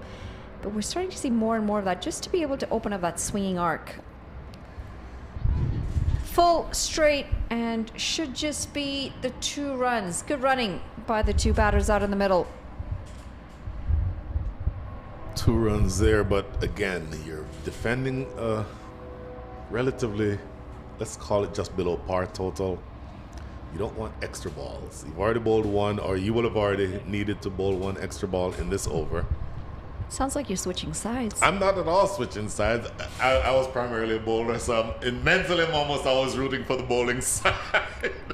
But I want to see the batting side score off of balls that are good balls from the bowlers. In other words, you don't want mistakes from the bowlers to be the reason why this game is lost. Poor delivery. Could have been able to put that away anywhere. Agni Chopra manages to just spray it into the offside. That's a missed opportunity. It is absolutely a missed opportunity. He was looking for the Yorker, ends up bowling a full toss, very close to being an above the waist full toss. So he might consider himself lucky there, Amcha De Silva. Concedes only 1 run. So now 16 from 9. This is getting more and more interesting. 3 deliveries. These next 3 deliveries will decide how this match goes. I must say, it's not very often we see full tosses go for boundaries, actually. We do see them pick up wickets quite often. I would love to see some stats on how many full tosses have been picked. That's got to be a wide. Surely that might even be a no ball. I don't think that's even on the pitch. Given wide in the end. Wide. Let's see. Take a look at that again. Amcha De Silva with that wry smile. See where this ball pitches. Oh my goodness, that is very close. That is as close to being a no ball as you could possibly get. And the guideline there is the dotted white line. I think it may have just been inside. That's a low full toss, and has he got enough? Yes, he has. Well, actually, I'm not so sure if that's just plugged into the ground anymore. Yep, just plugged into the ground. That is extremely unlucky. They get just 2 runs off of that. It looked like it was out of the screws, and had it not been for all that rain, that would have gone. Now, bearing in mind he has already bowled a 6. Boy, that ball just hit and stuck, didn't it? He's already bowled 6, so these are 2 bonus balls. What happens with these 2 bonus balls? Goes for the wide Yorker, and it'll be just the 1 run. Brings up the 100. 12 from 7, Manali. You'd back your batters any day in a T20 game with that. Very frankly, yes. Again, 2 bonus balls in this over. This will be the second of the bonus balls. 1 has already yielded you a run. And my goodness, you really have to get out of this over without much more damage. Well, you've got to give credit to the batters here in this over, because Amshi De Silva is very accurate normally, but it's the use of the crease inside the line of the delivery this time, and he does not have enough. Amshi De Silva will pick up a wicket, and this is a big one. Agni Chopra, the set batter between the two, has been picked up, and what a time to lose a wicket. 1 over to go. Big wicket this. Again, it's the bonus ball. Doesn't quite get it out of the screws, and he can only find Aryan Batra down at long on. So he was looking really dangerous there, Agni Chopra. I'm sorry, Aryan Batra. Actually, I was right the first time, Agni Chopra. But when you put yourself in the position of needing 12 from the last over, ordinarily you favor the batting side. But one of the 2 batters who will be facing in this last over, who will be at the non-striker's end, will be Kunwarjit Singh. And Kunwarjit Singh will be joining Mayank Patel. Mayank Patel, it's all on his shoulders now, as the new batter coming in at the non-striker's end. 12 from 7. I don't know that I'm fully quite ready to switch back to the batting side just yet, because that's a big blow landed from the bowling side with Ziaul Haq to bowl the last over. Well, Ziaul Haq did not have the best first spell. His opening spell was a bit of a struggle for him. Line and length, very inconsistent. So he'll be under some pressure here. Dare I say super over? It's a very strong possibility. Do we have time for one? That would be the question for me. Obviously, the reason why we were playing a 12-over match is because this is a makeup match from yesterday that was washed out. We've already exceeded, in fact, we're very close to the start of the second game, which should be starting at 11:30 local time. It's now 11:21. I don't think we have time for a super over. So this is why I said it should have been a 5-over game. Always tight, isn't it, when you're trying to squeeze 3 games into a day? But Yep. I think there's a very good chance that we might end up in a super over in this game. Here we go. Slower ball to start. Ooh. And this is excellent. Loses the ball for second. They're asking for the run out as well. And there is plenty of action as the finger has gone up. Everything happening out in the middle, and it's going to bring upon another wicket. What a time again to lose another wicket. Ravi Singh with the direct hit. What you need to look for here is the batter running back to the striker's end. Actually, first of all, that's a great piece of fielding. And then a direct hit. And look at this, actually, it's Neil Narvekar. He actually loses his bat, sliding it across the line. So the combination of him losing the bat as well as a direct hit, Neil Narvekar with that wry smile, he knows that he did well there, because all of a sudden you have lost another wicket. Mayank Patel has been, in fact, Mayank Patel is still there. The new batter who was there at the other end, Kunwarjit Singh, has been dismissed. And it is now going to be the last 5 where you need 11 runs to win. Because the scorecard was obviously incorrect there. It is Mayank Patel who's been dismissed. My apologies. So the new batter is going to be Faraz. It's to the point where we give up on the numbers at this stage. But the big picture, Ziaul Haq has bowled one ball. He hasn't taken a wicket, but there has been a wicket that has been taken. And in fact, they did not have a successful run there, did they? Yep. In fact, they did get one run. So very long way of saying that these next 5 balls will decide this match, and you still have 11 more runs to go. Manak Patel would have been key, you would assume, in this final few deliveries. Again, a low full toss. It's not going to find the boundary, and it's just going to be a single. So Sushant Madani it is who's at the non-strikers end. He's the one who just played that delivery. Batter who is now on strike is Faraz. 10 needed from the last 4.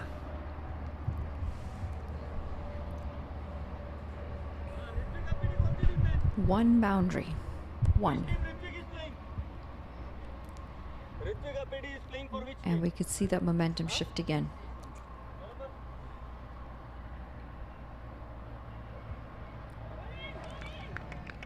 Poor. Huge. Absolutely huge. Poor from the batter as well, giving himself some room. There was no pace whatsoever on that delivery, and just didn't read it well enough. Wow.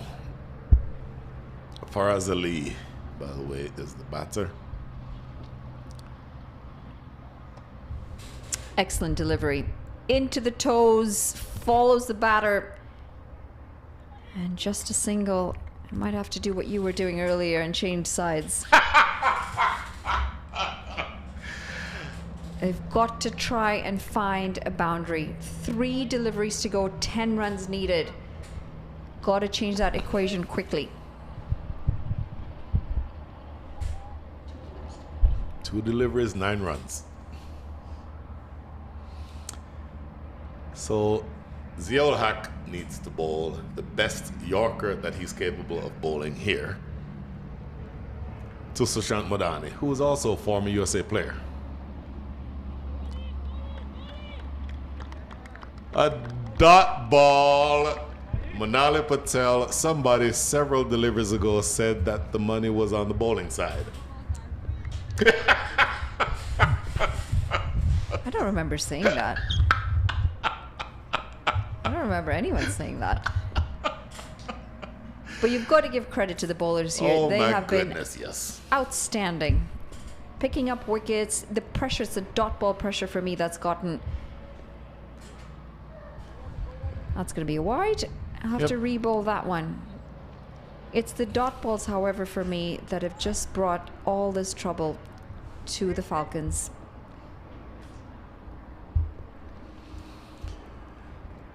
Oh my goodness, this is clinical stuff from Ziaul Haq. Again, lack of pace, and it's just going to be the single to end the innings. End the innings and end the match. The Baltimore Royals with a victory by the margin of 6 runs. Clinical bowling performance at the back end of this innings, and they'll be very proud of the way that they bowled. There have been a few hiccups here and there, 10 extras, 9 wides, but they did deliver when it counted. That penultimate over, just 9 runs coming from it, the one bowled by Amshi De Silva, and a wicket taken. And then you start off over number 12 with a wicket, and then only able to manage 5 runs in that last over. So clinical performance.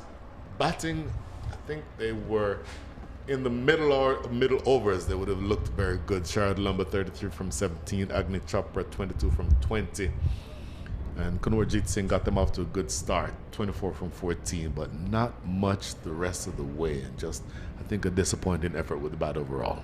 Well, I think that's where they lacked in that partnership. had they gotten a similar partnership that Unmukchan was involved in. So a lot of starts for the batters, no one actually going on to convert it into a bigger total. The bowling, on the other hand, has been outstanding. It's those economy rates, especially Amshi Da Silva. Picked up 2 wickets, bowling at under 6 runs and over. Unbelievable. Is absolutely phenomenal. Narvakar also very handy. The skipper, he picked up a wicket, and Keshav Raval with yet another wicket. In confirmation, Baltimore Royals, they 111 in their 12 overs is what we saw. And the Columbus Falcons, in reply, they fall short by 6 runs. It didn't start nearly as well as they would have liked for the Falcons. Lost an early wicket, and despite a few boundaries here and there, the momentum just didn't quite get them over the line. Got a few lives as well, an early drop catch, and we spoke about batters just not being able to convert into those bigger scores. This was a good take behind the stumps. Unmukchan judging a pretty easy catch, a couple leading edges. See 3 batters getting in the 20s and just not being able to convert it into the 40s or 50s. And while this highlights reel looks great, as we might think that a lot of them were boundaries, it was the dot ball percentage that brought on a lot of the wickets that we've just seen. Created that pressure, and the fielding was outstanding. Apart from that one drop catch, this was the moment of the game though for me. The run out of Monank Patel, the skipper getting a direct hit onto the stumps, and they lost a very important batter out in the middle in the last over. That's a wrap for game number 1 as the Royals win by 6 runs. There is more action to come here at Prairie View Cricket Complex for the Houston Open, so don't go too far. We'll be back in about half an hour's time.